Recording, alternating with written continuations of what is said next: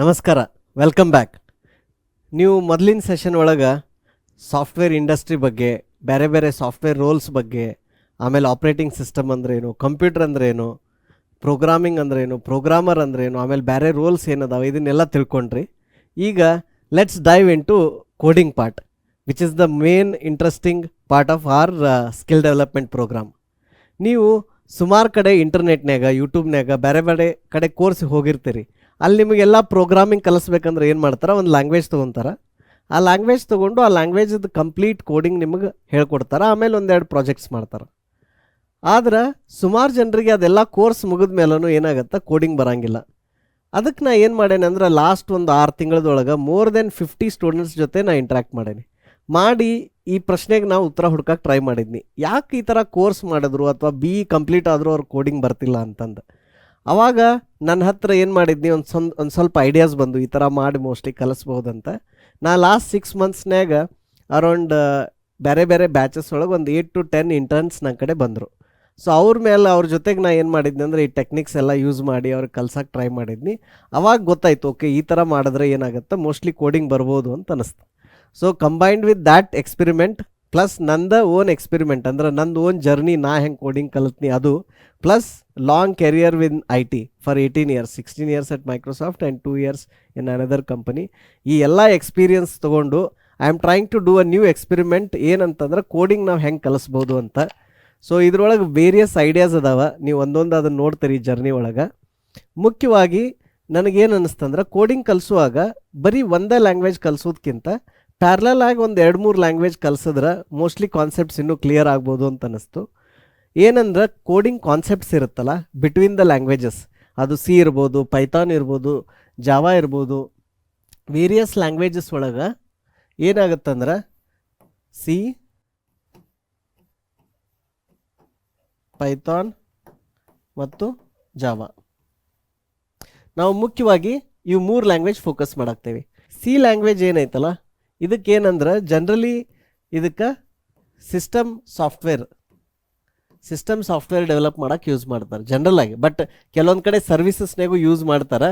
For example, ಫೇಸ್ಬುಕ್ದೊಂದು ಗಿಟ್ಹಬ್ನಾಗ open source library ಐತಿ, ಮೆಮ್ ಕ್ಯಾಶಿಂಗ್ ಅಂತಂದು, which is a very famous library that is developed in C. ಅದೇ ರೀತಿ ಈ SQL ಸರ್ವರ್ ಇರ್ತೈತಲ್ಲ, ಡೇಟಾಬೇಸ್ ಸರ್ವರ್ಸ್ ಇರ್ತಾವಲ್ಲ, ಅವೆಲ್ಲ C++ ಒಳಗನ ಮಾಡ್ತಾರೆ. ಸೊ C ಒಂದು system side, and this is a compiled language. ಈ ಕಂಪೈಲ್ಡ್ ಅಂದ್ರೆ ಏನು, ಇಂಟರ್ಪ್ರಿಟೆಡ್ ಲ್ಯಾಂಗ್ವೇಜ್ ಅಂದ್ರೂ ಇದೆಲ್ಲ ನಾನು ಕವರ್ ಮಾಡ್ತೇನೆ ಈ ಸೆಷನ್ದಾಗ. ಇದು ಒಂದು ಕಂಪೈಲ್ಡ್ ಲ್ಯಾಂಗ್ವೇಜ್ ಐತಿ, ಇದರಲ್ಲಿ ಸಿಸ್ಟಮ್ ಸಾಫ್ಟ್ವೇರ್ ರೆಡಿ ಮಾಡ್ತಾರೆ. ಆಮೇಲೆ this is a machine dependent.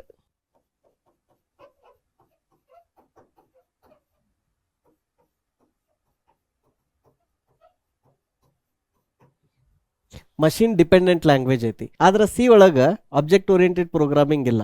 So when it comes to object oriented programming, ಅವಾಗ ನಾವು C++ ಯೂಸ್ ಮಾಡಬೇಕಾಗತ್ತೆ.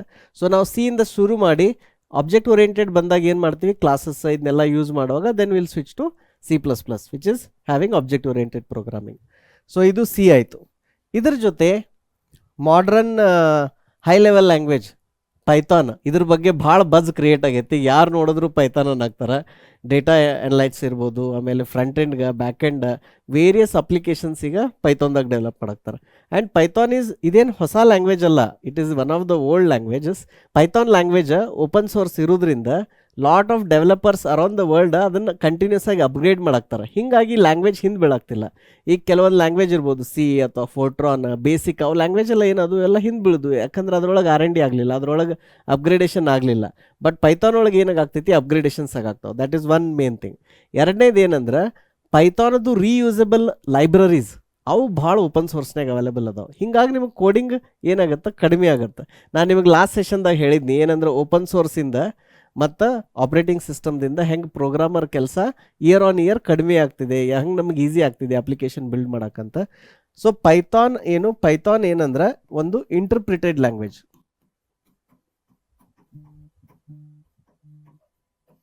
ಆಮೇಲೆ ಇದು ಇಂಟರ್ಪ್ರಿಟೆಡ್ ಲ್ಯಾಂಗ್ವೇಜ್ ಇರೋದ್ರಿಂದ it is a machine independent language.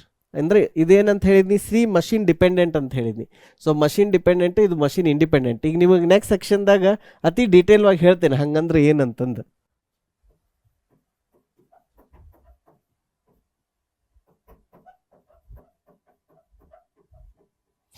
Machine independent ಅಂತಾರ. ಇದಕ್ಕೆ ಇನ್ನೊಂದು ಹೆಸರು ಏನಂತಾರ, ಪೋರ್ಟೇಬಲ್ ಅಂತಾರ. It is portable. ಆಯಿತಾ. ಆಮೇಲೆ ನೆಕ್ಸ್ಟ್ ಬರೋದು ಜಾವಾ. ಸೊ ಜಾವಾ ಒಳಗೆ ಮೇನ್ ಅಂದ್ರೆ ಜಾವಾ ಸ್ಪೆಷಲಿ ಬ್ಯಾಕ್ ಎಂಡ್ದೊಳಗೆ ಭಾಳ ಯೂಸ್ ಆಗುತ್ತೆ. ಆಮೇಲೆ it is again one more high level language. ಜಾವಾನು ಹೆಂಗಂತಂದ್ರೆ it is a compiled language, but it is a hybrid of both C and Python. Even though Java is a compiled language, it is machine independent. So ಈಗೊಂದು scale ಒಳಗೆ ಹಿಂಗೆ ನೀವು draw ಮಾಡಿರಿ. ಹಾಂ, so this side you have compiled and machine dependent. ಈ side machine independent and interpreted. ಇದಕ್ಕೆ example ಯಾವುದು, Python. ಇದಕ್ಕೆ ಸಿ ಆ್ಯಂಡ್ C++. ಇವು ಎರಡರ ನಡು ಏನು ಬರ್ತೈತಲ್ಲ, this is Java. So it has the advantage of compiled language and it has the advantage of being machine independent. So ಅದನ್ನು individual language ನಾವು ಡೆಪ್ತ್ನಾಗ ಹೋದಾಗ ನಿಮಗೆ ಗೊತ್ತಾಗತ್ತೆ. So because of this reason ನಾವೇನು ಮಾಡಾಕ್ತೀವಿ ಅಂದ್ರೆ 3 ಲ್ಯಾಂಗ್ವೇಜ್ ಚೂಸ್ ಮಾಡಾಕ್ತೇವೆ. ಈಗ ಒಂದೊಂದು ಏನು ಮಾಡೋಣ, ಇದು ಕಾನ್ಸೆಪ್ಟ್ಸ್ ಅರ್ಥ ಮಾಡ್ಕೊಂತ ಹೋಗೋನು. ಕಂಪೈಲ್ಡ್ ಲ್ಯಾಂಗ್ವೇಜ್ ಅಂದ್ರೆ ಏನು, ಈ ಥರ ಮಷಿನ್ ಡಿಪೆಂಡೆಂಟ್ ಅಂದ್ರೆ ಏನು. So we will get in to the details of each one of this. ಆಮೇಲೆ ನೆಕ್ಸ್ಟ್ ಏನು ಮಾಡ್ತೀವಿ ಅಂದರೆ ಈ ಸೆಷನ್ ಒಳಗೆ ಇದ್ರೊಳಗೆ ಸಿ ಮತ್ತು ಪೈಥಾನ್ ಕೋಡ್ ಅದನ್ನು ಬರೆದು ಅದು ಹೆಂಗೆ ರನ್ ಮಾಡಬೇಕು, ಅದು ಹೆಂಗೆ ಇನ್ಪುಟ್ ಔಟ್ಪುಟ್ ಹೆಂಗೆ ವರ್ಕ್ ಆಗುತ್ತೆ, ಅದನ್ನು ಆ್ಯಕ್ಚುಲಿ ಹೆಂಗೆ ರನ್ ಮಾಡಬೇಕು ಅಂತ ವೆರಿ ಹೈ ಲೆವೆಲ್ ಹೇಳ್ತೀವಿ. ಆಮೇಲೆ ಇಂಡಿವಿಜುವಲಿ ವಿಡಿಯೋಸ್ ಅಂದ್ರೆ ಸಿದು ಲೋಕಲ್ ಎನ್ವಿರಾನ್ಮೆಂಟ್ ಸೆಟಪ್ ಹೆಂಗೆ ಮಾಡಬೇಕು, ಪೈಥಾನ್ ಹೆಂಗೆ ಮಾಡಬೇಕು. ಯಾಕಂದ್ರೆ ಕೆಲವೊಬ್ಬರು ನಮ್ಮ ಕೋರ್ಸ್ ಯಾರು ಸೈನ್ ಅಪ್ ಮಾಡ್ಯಾರಲ್ಲ, they are from non CS background. ಅಂದ್ರೆ ಅವ್ರು ಎಷ್ಟೋ ಜನ ಪ್ರೋಗ್ರಾಮಿಂಗ್ ಬಹಳಷ್ಟು ವರ್ಷ ಆದಮೇಲೆ ಟ್ರೈ ಮಾಡಾಕ್ತಾರೆ ಅಥವಾ ಫಸ್ಟ್ ಟೈಮ್ ಟ್ರೈ ಮಾಡಾಕ್ತಾರೆ. ಸೊ ಹಿಂಗಾಗಿ ನಮ್ಮ content has to assume that ನಾವು ಪೂರಾ ಬೇಸಿಕ್ದಿಂದನೇ ಹೇಳಬೇಕಾಗತ್ತೆ. ಈ ಕ್ಲಾಸ್ ಒಳಗೆ ನಿಮಗೆ ಪ್ರೋಗ್ರಾಮಿಂಗ್ ಅಂದರೆ ಏನು ಅಂತ ಒಂದು ಹೈ ಲೆವೆಲ್ ಓವರ್ವ್ಯೂ ಕೊಡೋದು ಪ್ಲ್ಯಾನ್ ಐತಿ. ಸೊ ಕಮ್ಮಿಂಗ್ ಬ್ಯಾಕ್, ಈ 3 ಲ್ಯಾಂಗ್ವೇಜ್ ಎದಕ್ಕಂತ ಹೇಳಿದ್ನಿ. ನಾವು let's understand what is programming. So ಏನಂತಂದ್ರೆ ನಮ್ದು ಸೆಷನ್ಸ್ ಒಳಗೆ ಹೇಳಿದ್ದೀವಿ ನಾವು, ಏನಂದ್ರೆ ಜನರಲ್ ಪರ್ಪಸ್ ಪ್ರೊಸೆಸರ್ಸ್.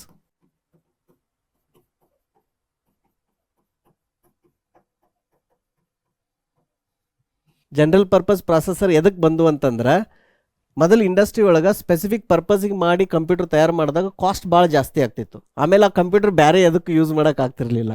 ಫ್ಯಾಕ್ಟ್ರಿ ಒಳಗನ ಅದನ್ನು ತಯಾರು ಮಾಡಿ ಅದಕ್ಕೆ ಪರ್ಟಿಕ್ಯುಲರ್ ಸಾಫ್ಟ್ವೇರ್ ಲೋಡ್ ಮಾಡಿನ ಕಳಿಸ್ತಿದ್ರು. ಆ ಕಂಪ್ಯೂಟರ್ ತೊಗೊಂಡು ನೀವು ಮತ್ತೇನು ಬೇರೆ ಮಾಡೋಕೆ ಯೂಸ್ ಆಗ್ತಿಲ್ಲ. ಈಗೂ ಸದ್ಯಕ್ಕೆ ಆ ಥರ ಕಂಪ್ಯೂಟರ್ಸ್ ಅದಾವೆ. ಫಾರ್ ಎಕ್ಸಾಂಪಲ್ ಈಗ ಟ್ರಾಫಿಕ್ ಪೊಲೀಸ್ ಏನು ಯೂಸ್ ಮಾಡ್ತಾರಲ್ಲ ಟ್ರಾಫಿಕ್ನಾಗ, that computer is a very specific jobs ಅನ್ನೋದು ಮಾಡ್ಯಾರ.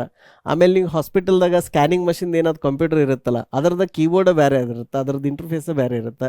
So it is very customised and configured to do that particular ಕೆಲಸ ಅಥವಾ ದಟ್ ಪರ್ಟಿಕ್ಯುಲರ್ ವರ್ಕ್ ಮಾಡೋಕೆ. ಅದರ ಸಂಬಂಧ ಜನರಲ್ ಪರ್ಪಸ್ ಕಂಪ್ಯೂಟರ್ ಒಳಗೆ ಏನಂದ್ರೆ ಆ ಥರ ಇರೋಂಗಿಲ್ಲ. ನೀವು ಅದನ್ನು ತೊಗೊಂಡು ಬಂದು ಅದಕ್ಕೆ ನೀವು ಪ್ರೋಗ್ರಾಮ್ ಬರೋದು, ಆ ಪ್ರೋಗ್ರಾಮ್ ರನ್ ಮಾಡಿದ್ರಿ ಅಂದರೆ ಇಟ್ ವಿಲ್ ವರ್ಕ್ ಆಗುತ್ತೆ. ಸೊ ಈ ಜನರಲ್ ಪರ್ಪಸ್ ಕಂಪ್ಯೂಟರ್ಗೆ ನಿಮ್ಮ ಪ್ರೋಗ್ರಾಮ್ ಇರುತ್ತಲ್ಲ, ನೀವು ಪ್ರೋಗ್ರಾಮ್ ಅಥವಾ ಕೋಡ್ ಬರೋದು, ನೀವೇನು ಮಾಡ್ಬೋದು, ಇದರಿಂದ ಸ್ಪೆಸಿಫಿಕ್ ವರ್ಕ್ ಅಥವಾ ಟಾಸ್ಕ್ಸ್ ನೀವು ಕಂಪ್ಲೀಟ್ ಮಾಡ್ಬೋದು.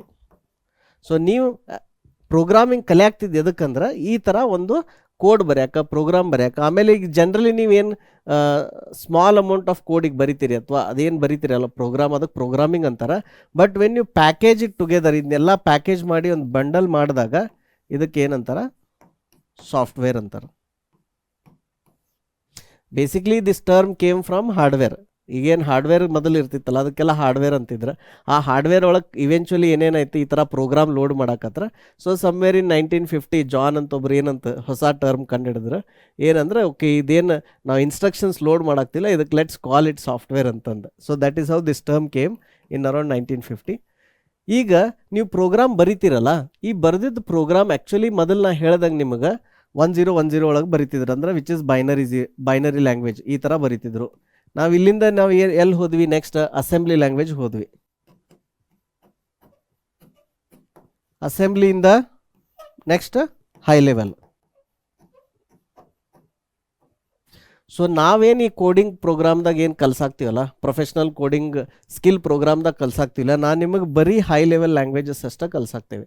ನಾವು ಇದನ್ನು ಬಿಟ್ಟು ಬೇರೆದು ನಿಮಗೆ ಯಾವುದೂ ಹೋಗ್ತಿಲ್ಲ. ಸೊ ಹೈ ಲೆವೆಲ್ ಲ್ಯಾಂಗ್ವೇಜ್ದೊಳಗಾರ ನಿಮಗೆ C++, ಆಮೇಲೆ ಪೈಥಾನ್, ಆಮೇಲೆ ಜಾವಾ.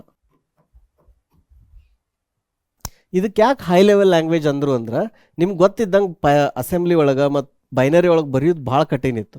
ಸೊ ಅವಾಗ ಹೈ ಲೆವೆಲ್ ಲ್ಯಾಂಗ್ವೇಜಸ್ ಬಂದು. ಹೈ ಲೆವೆಲ್ ಲ್ಯಾಂಗ್ವೇಜಸ್ ಒಳಗೆ ಕೋಡ್ ಏನಿರುತ್ತಲ್ಲ ಒಂದು ಸ್ವಲ್ಪ ಇಂಗ್ಲೀಷ್ ಥರ ಇರುತ್ತೆ. ಫಾರ್ ಉದಾಹರಣೆಗೆ ನಿಮ್ಗೆ ಏನಾರ ಒಂದು ಪ್ರಿಂಟ್ ಮಾಡೋದಿತ್ತು,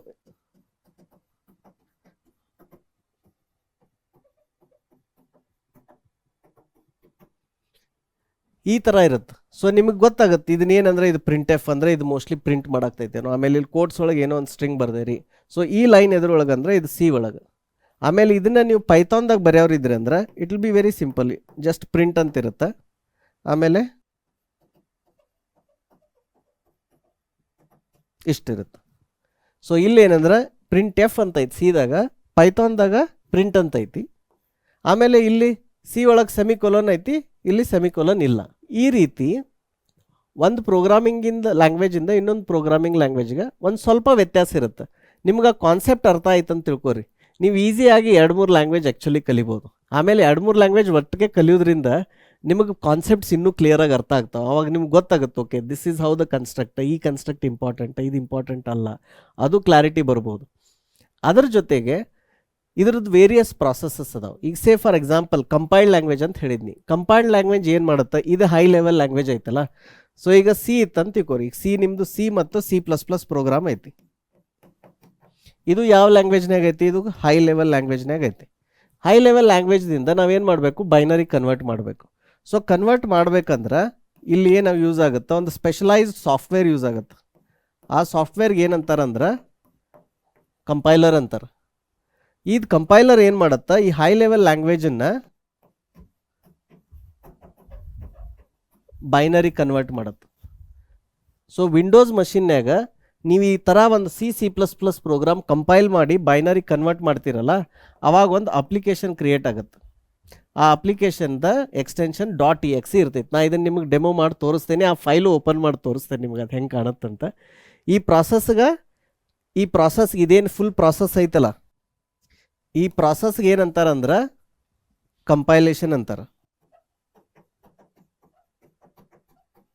ಕಂಪೈಲೇಷನ್ ಈ ಥರ ಮಾಡು ಸಾಫ್ಟ್ವೇರ್ ಇರ್ತೈತ್ಲ, ಈ ಹೈ ಲೆವೆಲ್ ಲ್ಯಾಂಗ್ವೇಜ್ ತೊಗೊಂಡು ಬೈನರಿ ಕನ್ವರ್ಟ್ ಮಾಡುವುದು ಏನು ಟೂಲ್ ಇರ್ತೈತಿ, ಅಥವಾ ದಿಸ್ ಕಂಪೈಲರ್ ಅನ್ನೋದು ಇದು ಒಂದು ಸಾಫ್ಟ್ವೇರನ್ನು, ಇದಕ್ಕೆ ಸಾಫ್ಟ್ವೇರ್ ಅನ್ಬೋದು, ನೀವು ಟೂಲ್ ಅನ್ಬೋದು, ಆಯಿತಾ. ಈ ಸಾಫ್ಟ್ವೇರ್ಗೆ ಕಂಪೈಲರ್ ಅಂತಾರೆ. ಈ ಕಂಪೈಲರಿಗೆ ಬೇರೆ ಬೇರೆ ಕಂಪ್ನಿದವ್ರು ಈ ಕಂಪೈಲರ್ ಕೊಡ್ತಾರೆ. ಮೈಕ್ರೋಸಾಫ್ಟ್ದು ಕಂಪೈಲರ್ ಅದಾವ, ಓಪನ್ ಸೋರ್ಸ್ ಕಂಪೈಲರ್ಸ್ ಅದಾವ, ಮತ್ತು ಈ ಥರ ಬೇರೆ ಬೇರೆ ಕಂಪೈಲರ್ಸ್ ಮಾಡ್ತಾರೆ. ಬಟ್ ಬಿಹೈಂಡ್ ದ ಸೀನ್ ಏನಾಗ್ತೈತೆ ಅಂತ ನೀವು ನೆನಪಿಟ್ಕೋರಿ. ನಾನು ನಿಮಗೆ ಆಪ್ರೇಟಿಂಗ್ ಸಿಸ್ಟಮ್ ಹೇಳುವಾಗ ಒಂದು ಆಪ್ರೇಟಿಂಗ್ ಸಿಸ್ಟಮ್ದು ಒಂದು ಬ್ಲಾಕ್ ಡಯಾಗ್ರಾಮ್ ಕೊಟ್ಟಿದ್ನಿ. ಸೊ ಆ ಬ್ಲಾಕ್ ಡಯಾಗ್ರಾಮ್ ಪ್ರಕಾರ ಅರ್ಥ ಮಾಡ್ಕೊಡ್ರಿ. ಏನಂದ್ರೆ ನಿಮ್ದು ಇಲ್ಲಿ ಕೆಳಗೆ ಹಾರ್ಡ್ವೇರ್ ಐತಿ, ಕಂಪ್ಯೂಟರ್ದು ಹಾರ್ಡ್ವೇರ್ ಐತಿ. ಇದು ಹಾರ್ಡ್ವೇರ್ ಮೇಲೆ ನೆಕ್ಸ್ಟ್ ಏನೈತಿ, ಆಪ್ರೇಟಿಂಗ್ ಸಿಸ್ಟಮ್ ಐತಿ. ಆಪ್ರೇಟಿಂಗ್ ಸಿಸ್ಟಮ್ ಒಳಗೆ ಎಲ್ಲ ಕಾಂಪೊನೆಂಟ್ಸ್ ಅಂದರೆ ನಿಮ್ದು ಇನ್ಪುಟ್ ಡಿವೈಸ, ಔಟ್ಪುಟ್ ಡಿವೈಸ, ಫೈಲ್ ಸಿಸ್ಟಮ್, ಇದು ಎಲ್ಲದ್ರದ್ದು ಏನಂದ್ರೆ APIs ಅದ ಇದ್ರೊಳಗೆ, ಅಪ್ಲಿಕೇಶನ್ ಪ್ರೋಗ್ರಾಮೇಬಲ್ ಇಂಟರ್ಫೇಸಸ್ ಅಂತಾರೆ.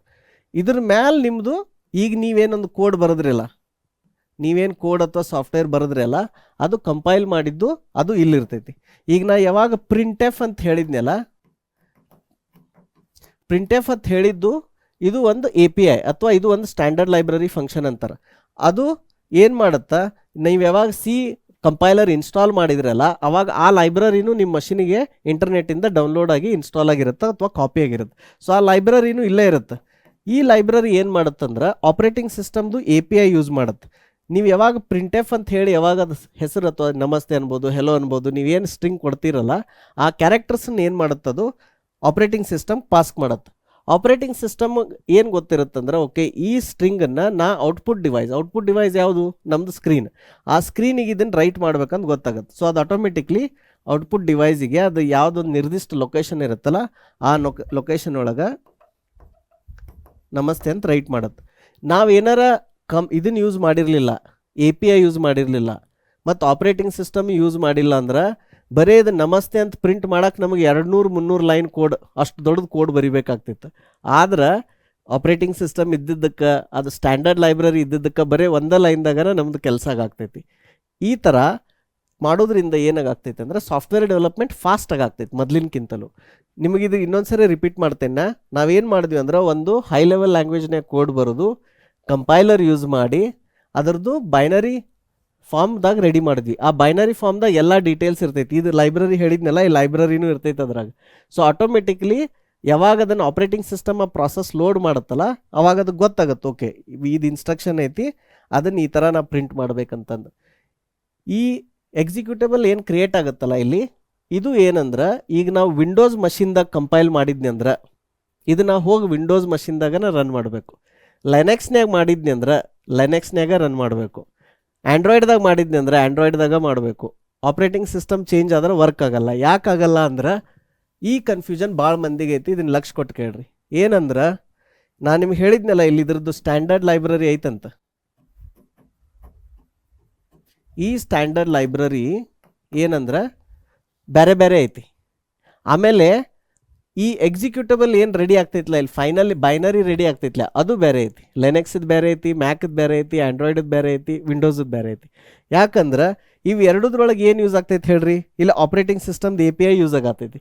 ಆಪ್ರೇಟಿಂಗ್ ಸಿಸ್ಟಮ್ APIಸನ್ನು ಬೇರೆ ಬೇರೆ ಇದ್ದಾಗ ಆ ಪ್ಯಾಕೇಜನ್ನು ಬೇರೆ ಆಗತ್ತೆ. ಹೀಗಾಗಿ ನೀವು ವಿಂಡೋಸ್ನಾಗ ಕಂಪೈಲ್ ಮಾಡಿರುವಂಥ ಕೋಡು ಅದನ್ನು ತೊಗೊಂಡು ಹೋಗಿ ಆ್ಯಂಡ್ರಾಯ್ಡ್ದಾಗ ರನ್ ಮಾಡೋಕ್ಕಾಗಂಗಿಲ್ಲ. ಅಥವಾ ನಿಮ್ಮ ಮೊಬೈಲ್ದು ಆ್ಯಂಡ್ರಾಯ್ಡ್ ಅಪ್ಲಿಕೇಶನ್ ಬೇಕಿದ್ರೆ ಟ್ರೈ ಮಾಡಿರಿ. APK ಅಂತ ಇರ್ತೈತಲ್ಲ, ಆ APK ಡೌನ್ಲೋಡ್ ಮಾಡಿರಿ ನಿಮ್ಮ ವಿಂಡೋಸ್ ಲ್ಯಾಪ್ಟಾಪಿಗೆ.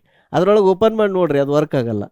ಯಾಕಂದ್ರೆ ನೀವು ಯಾವ ಸ್ಪೆಸಿಫಿಕ್ ಪ್ರಾಸೆಸರ್ಗೆ, ಯಾವ ಸ್ಪೆಸಿಫಿಕ್ ಆಪ್ರೇಟಿಂಗ್ ಸಿಸ್ಟಮ್ಗೆ ಅದನ್ನು ಕಂಪೈಲ್ ಮಾಡಿರ್ತೀರಿ ಅಲ್ಲೇನೇ ಓಪನ್ ಆಗುತ್ತೆ. ಯಾಕಂದ್ರೆ ಈ ಥರ ಡಿಪೆಂಡ್ ಆಗಿರ್ತೈತೆ ಅದು ಅದನ್ನು ಪ್ಯಾಕೇಜ್ ಮಾಡುವಾಗನ. ಸೊ ಸಿ ಇದ್ದದ್ದು ನಾವು ಕೋಡ್ ಬರೆದಿದ್ದು ಬೇರೆ ಬೇರೆ ಈಗ ಒಂದು ಕೋಡ್ ಬರೆಯಾಕ್ತಾರೆ, ಒಂದು ಪ್ರೋಗ್ರಾಮ್ ಬರೆಯಾಕ್ತಾರೆ. ಅದು ಎಲ್ಲ ಲ್ಯಾಂಗ್ವೇಜ್ ಅಥವಾ ಎಲ್ಲ ಆಪ್ರೇಟಿಂಗ್ ಸಿಸ್ಟಮ್ ವರ್ಕ್ ಆಗಬೇಕಂದ್ರೆ ಏನು ಮಾಡ್ಬೇಕು ಗೊತ್ತೇನಾ? ಇದು ನಿಮ್ಮದು ಪ್ರೋಗ್ರಾಮ್ ಅನ್ಕೋರಿ. ಇದು ನಿಮ್ಮ ಪ್ರೋಗ್ರಾಮ್ ಅದ. ಈ ಪ್ರೋಗ್ರಾಮ್ದಿಂದ ನೀವು ಬೇರೆ ಬೇರೆ ಕಂಪೈಲರ್ ಯೂಸ್ ಮಾಡಬೇಕು. ಇಲ್ಲಿ ನಿಮ್ಮದು ವಿಂಡೋಸ್ ಐತಿ, ಆಮೇಲೆ ಲೈನೆಕ್ಸ್, ಆಮೇಲೆ ಇಲ್ಲಿ Mac. Let's say take one more example, Android. ನೀವೆಲ್ಲರೂ ಆ್ಯಂಡ್ರಾಯ್ಡ್ ಯೂಸ್ ಮಾಡ್ತೀರಲ್ಲ ಜಾಸ್ತಿ. ಇವೆಲ್ಲ ಪ್ಲ್ಯಾಟ್ಫಾರ್ಮ್ಗೆ ಇದ್ರದ್ದೇ ಆದಂಥ ಕಂಪೈಲರ್ ಐತಿ. ಸೊ ವಿಂಡೋಸ್ ಮಷಿನ್ದು ಅದರದ್ದು ಕಂಪೈಲರ್ ಬೇರೆ ಸಿಗುತ್ತೆ, ಲೈನೆಕ್ಸ್ದು ಇದ್ರದ್ದು ಕಂಪೈಲರ್ ಬೇರೆ ಐತಿ, ಮ್ಯಾಕ್ದು ಇದ್ರದ್ದು ಕಂಪೈಲರ್ ಬೇರೆ ಐತಿ, ಸಿಮಿಲರ್ಲಿ ಆ್ಯಂಡ್ರಾಯ್ಡ್ದು. ಈ ಬರೆದಿರೋ ಪ್ರೋಗ್ರಾಮ ಈ ಬೇರೆ ಬೇರೆ ಕಂಪೈಲರ್ ತಗೊಂಡು ಫೈನಲ್ ನಿಮ್ಮದು ಇಲ್ಲಿ ಬೈನರಿ ಔಟ್ಪುಟ್ ಅಥವಾ ಅಪ್ಲಿಕೇಶನ್, ಈ ಥರ ಇವೆಲ್ಲ ಪ್ಲ್ಯಾಟ್ಫಾರ್ಮ್ದು ಬೇರೆ ಬೇರೆ ಅಪ್ಲಿಕೇಶನ್ ರೆಡಿ ಮಾಡಬೇಕು. ಇದರೊಳಗೆ ಇನ್ನೊಂದು ಕ್ಯಾಚ್ ಐತಿ, ಏನಂತಂದ್ರೆ ಅಂಡರ್ಲೈನ್ ಪ್ರಾಸೆಸರ್ ಯಾವುದೈತಿ ಅದು ಇಂಪಾರ್ಟೆಂಟ್ ಆಗ್ತೈತಿ. ಪ್ರಾಸೆಸರ್ ಒಳಗೆ ಎರಡು ಮೇನ್ ಆರ್ಕಿಟೆಕ್ಚರ್ ಅದಾವೆ. ಒಂದಕ್ಕೆ ಏನಂತಾರಂದ್ರೆ X86 ಅಂತಾರೆ. X86 Intel based architecture. Processor ಜಗತ್ನಾಗ ಎರಡು ಟೈಪ್ ಅದಾವೆ, ಒಂದು X86, ಇನ್ನೊಂದು ARM ಅಂತಂದು. ಸೊ ನೀವು ಬರೇ ಆಪ್ರೇಟಿಂಗ್ ಸಿಸ್ಟಮ್ ಅಷ್ಟೇ ಅಲ್ಲ, ಯಾವ CPU ಮಾಡ್ಯಾರ ಅನ್ನೋದು ಅದು ಇಂಪಾರ್ಟೆಂಟ್ ಆಗ್ತೈತಿ. ಸೊ ಅದೇನು ಕಂಪೈಲರ್ ಸಾಫ್ಟ್ವೇರ್ ಇರ್ತೈತಲ್ಲ, ಇದು ಕಂಪೈಲರ್ ಸಾಫ್ಟ್ವೇರ್ ಇರುತ್ತಲ್ಲ, ಈ ಸಾಫ್ಟ್ವೇರ್ ಒಳಗೆ ನೀವು ಏನಾರು ಇದನ್ನು ಇಂಟರ್ನೆಟ್ನಾಗ ಡೌನ್ಲೋಡ್ ಮಾಡೋಕೆ ಹೋದ್ರಿ ಅಂದ್ರೆ ಫಸ್ಟ್ ನಿಮ್ಗೆ ಏನು ಕೇಳ್ತೈತಿ, ಯಾವ್ದು ಆಪ್ರೇಟಿಂಗ್ ಸಿಸ್ಟಮ್ ಅಂತ ಕೇಳ್ತೈತಿ ನಿಮಗೆ. ಫಸ್ಟ್ ನೀವು ಆಪ್ರೇಟಿಂಗ್ ಸಿಸ್ಟಮ್ ವಿಂಡೋಸ್ ತೊಗೊಂಡ್ರಿ, ಆಮೇಲೆ ಏನು ಕೇಳ್ತೈತಿ, X86 ಐತೋ ARM ಐತೋ ಅಂತ ಕೇಳ್ತೈತಿ. That is second question. ಇದಾದ್ಮೇಲೆ ಥರ್ಡ್ ಕ್ವಶನ್ ಏನಂದ್ರೆ ಎಷ್ಟು ಬಿಟ್ ಐತಿ. ಎಷ್ಟು ಬಿಟ್ ಅಂದ್ರೆ ನಿಮ್ಮ CPU 32 ಬಿಟ್ ಐತೋ ಏನ 64 ಬಿಟ್. ಇದರ ಅರ್ಥ ಪ್ರತಿಯೊಂದು ಕಂಪೈಲರ್ ಒಳಗೆ operating system processor type within that processor ಅಂದರೆ X86 ಒಳಗೆ ಎರಡು ಕಂಪೈಲರ್ ಅದಾವೆ, ಒಂದು 32 ಬಿಟ್ ಐತಿ, ಒಂದು 64 ಬಿಟ್. ಹಂಗೆ ರ್ಯಾಮ್ ಒಳಗೂ ಸದ್ಯಕ ಒಂದು ARM ಒಳಗೆ ಒಂದು 32 ಬಿಟ್, ಒಂದು 64 ಬಿಟ್. ಈ ಥರ ಪ್ರತಿಯೊಂದು OSನ್ಯಾಗ 4 ಬೇರೆ ಬೇರೆ ಕಂಪೈಲರ್ ಇರ್ತಾವೆ. ಹಂಗೆ 4 × ಈಗ ಇಲ್ಲಿ 4 ಲ್ಯಾಂಗ್ವೇಜ್ ಬರ್ದೇನೆ ಅಂದರೆ 16 ಕಂಪೈಲರ್ ಅದು. ಈ ಥರ ಯಾಕೆ ಆಗ್ತೈತೆ ಅಂದ್ರೆ ನಿಮ್ಗೆ ಹೇಳಿದ್ನಲ್ಲ, ಇಲ್ಲೇನಿದು APIs ಇರ್ತಾವಲ್ಲ, APIs OSದ APIs ಇರ್ತಾವಲ್ಲ, ಆ ಡೀಟೇಲ್ಸ್ ಬೇರೆ ಬೇರೆ ಇರ್ತಾವೆ. ಈಗ ವಿಚಾರ ಮಾಡಿರಿ, ನೀವು ಏನಾರ ಒಂದು ಸಾಫ್ಟ್ವೇರ್ ಬರೆಯಾಕ್ತೀರಿ, ಅದನ್ನು ಕನ್ಸ್ಯೂಮರ್ ಓರಿಯೆಂಟೆಡ್ ಅಂದ್ರೆ ಕಸ್ಟಮರಿಗೆ ಕೊಡುವಂಥ ಸಾಫ್ಟ್ವೇರ್ ಬರೆಯಾಕ್ತೀರಿ. ನಾವೆಲ್ಲ ಬೇರೆ ಬೇರೆ ಕಂಪ್ಯೂಟರ್ ಯೂಸ್ ಮಾಡತ್ತೇವೆ. ಸೊ ನೀವು ಬರೆದಂಥ ಕೋಡನ್ನು 16 ಡಿಫ್ರೆಂಟ್ ಪ್ಯಾಕೇಜ್ ಆಗಿ ಮಾಡಬೇಕು. 32 ಬಿಟ್ ಬೇರೆ, 64 ಬಿಟ್ ಬೇರೆ, ವಿಂಡೋಸ್ ಬೇರೆ, ಲಿನಕ್ಸ್ ಬೇರೆ. ಎಷ್ಟು ದೊಡ್ಡ ಹೆಡ್ಡೇಕ್ ನೋಡ್ರಿ ಇದು. ಇದಕ್ಕೆ ಏನಂತಾರಂದ್ರೆ, ಇದಕ್ಕೆ ಪ್ಲಾಟ್ಫಾರ್ಮ್ ಡಿಪೆಂಡೆಂಟ್ ಅಂತಾರೆ. ಇದಕ್ಕೆ ಏನಂತಾರ? Platform dependent. ಸೊ ಅದರ ಸಂಬಂಧ ಕನ್ಸ್ಯೂಮರ್ ಓರಿಯೆಂಟೆಡ್ ಸಾಫ್ಟ್ವೇರ್ ಮಾಡೋದಿತ್ತಂದ್ರೆ ಭಾಳ ಕಠಿಣ ಇತ್ತಿದು. ಆಮೇಲೆ ಇದನ್ನು ಅಪ್ಡೇಟ್ ಮಾಡೋದು ಕಠಿಣ ಇರ್ತೈತಿ. ಹೀಗಾಗಿ ಇದನ್ನು ಭಾಳ ಸ್ಪೆಸಿಫಿಕ್ ಕೇಸಸ್ನಾಗ, ಈಗ ಫಾರ್ ಎಕ್ಸಾಂಪಲ್ ರಾಕೆಟ್ಸ್ ಯೂಸ್ ಮಾಡಾಕ್ತಾರ ಅಥವಾ ಏನೋ ಒಂದು ಸ್ಪೇಸ್ ಮಿಷನ್ ಇರ್ತೈತಿ, ಅಲ್ಲೆಲ್ಲ everything is very controlled. It is not a consumer software, ಅಲ್ಲಿ ಯೂಸ್ ಮಾಡ್ತಾರೆ. ಆಮೇಲೆ ಈಗ ಇದ್ರೊಳಗೆ C++ ಒಳಗೆ ಇದು ಗೇಮಿಂಗ್ದೆಲ್ಲ ಇರುತ್ತಲ್ಲ, ಅಲ್ಲೂ ಯೂಸ್ ಮಾಡ್ತಾರೆ. ಬಿಕಾಸ್ ಅಲ್ಲಿ ಬಟ್ ಇದೆಲ್ಲ ಬಂಡ್ಲಿಂಗ್ದೆಲ್ಲ ಮಾಡಬೇಕು. ಸೊ ನನ್ನ ಕೆರಿಯರ್ ಒಳಗೆ ನಾ ಜಟಾಯು ಒಂದು ಕಂಪ್ನಿ ಇತ್ತು, ಈಗ ಅದಕ್ಕೆ ಕಾಮಿವಾ ಅಂತಾರೆ, ಯಲಹಂಕ ಹತ್ರ ಐತಿ, ಜಕ್ಕೂರು ಏರೋಡ್ರಮ್ ಹತ್ರ. ಅಲ್ಲಿ ವರ್ಕ್ ಮಾಡಿದ್ನಿ. ನಾವಲ್ಲಿ ಮೊಬೈಲ್ದು ಬ್ರೌಸರ್ ಟೀಮ್ನಾಗ ಇದ್ದೀನಿ. ಆ ಬ್ರೌಸರ್ದು ಕೋಡ್ ಇತ್ತಲ್ಲ, ಅದು ಸೀದಾಗಿತ್ತು. ಸೊ ನಾವೇನು ಮಾಡ್ತಿದ್ವಿ ಅಂದ್ರೆ, ಆ ಕೋಡ್ ಹೆಂಗೆ ಬರ್ದಿದ್ವಿ ಅಂದ್ರೆ,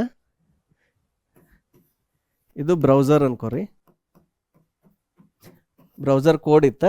ನಮಗೆ ಅಂಡರ್ಲೈನ್ ಆಪ್ರೇಟಿಂಗ್ ಸಿಸ್ಟಮ್ದು APIs ಬೇಕಲ್ಲ, ಫೈಲ್ ಓಪನ್ ಮಾಡೋಕೆ, ನೆಟ್ವರ್ಕ್ ಕಾಲ್ ಮಾಡೋಕೆ, ರೆಂಡರ್ ಮಾಡೋಕೆ ಇವು APIs ಬೇಕಲ್ಲ.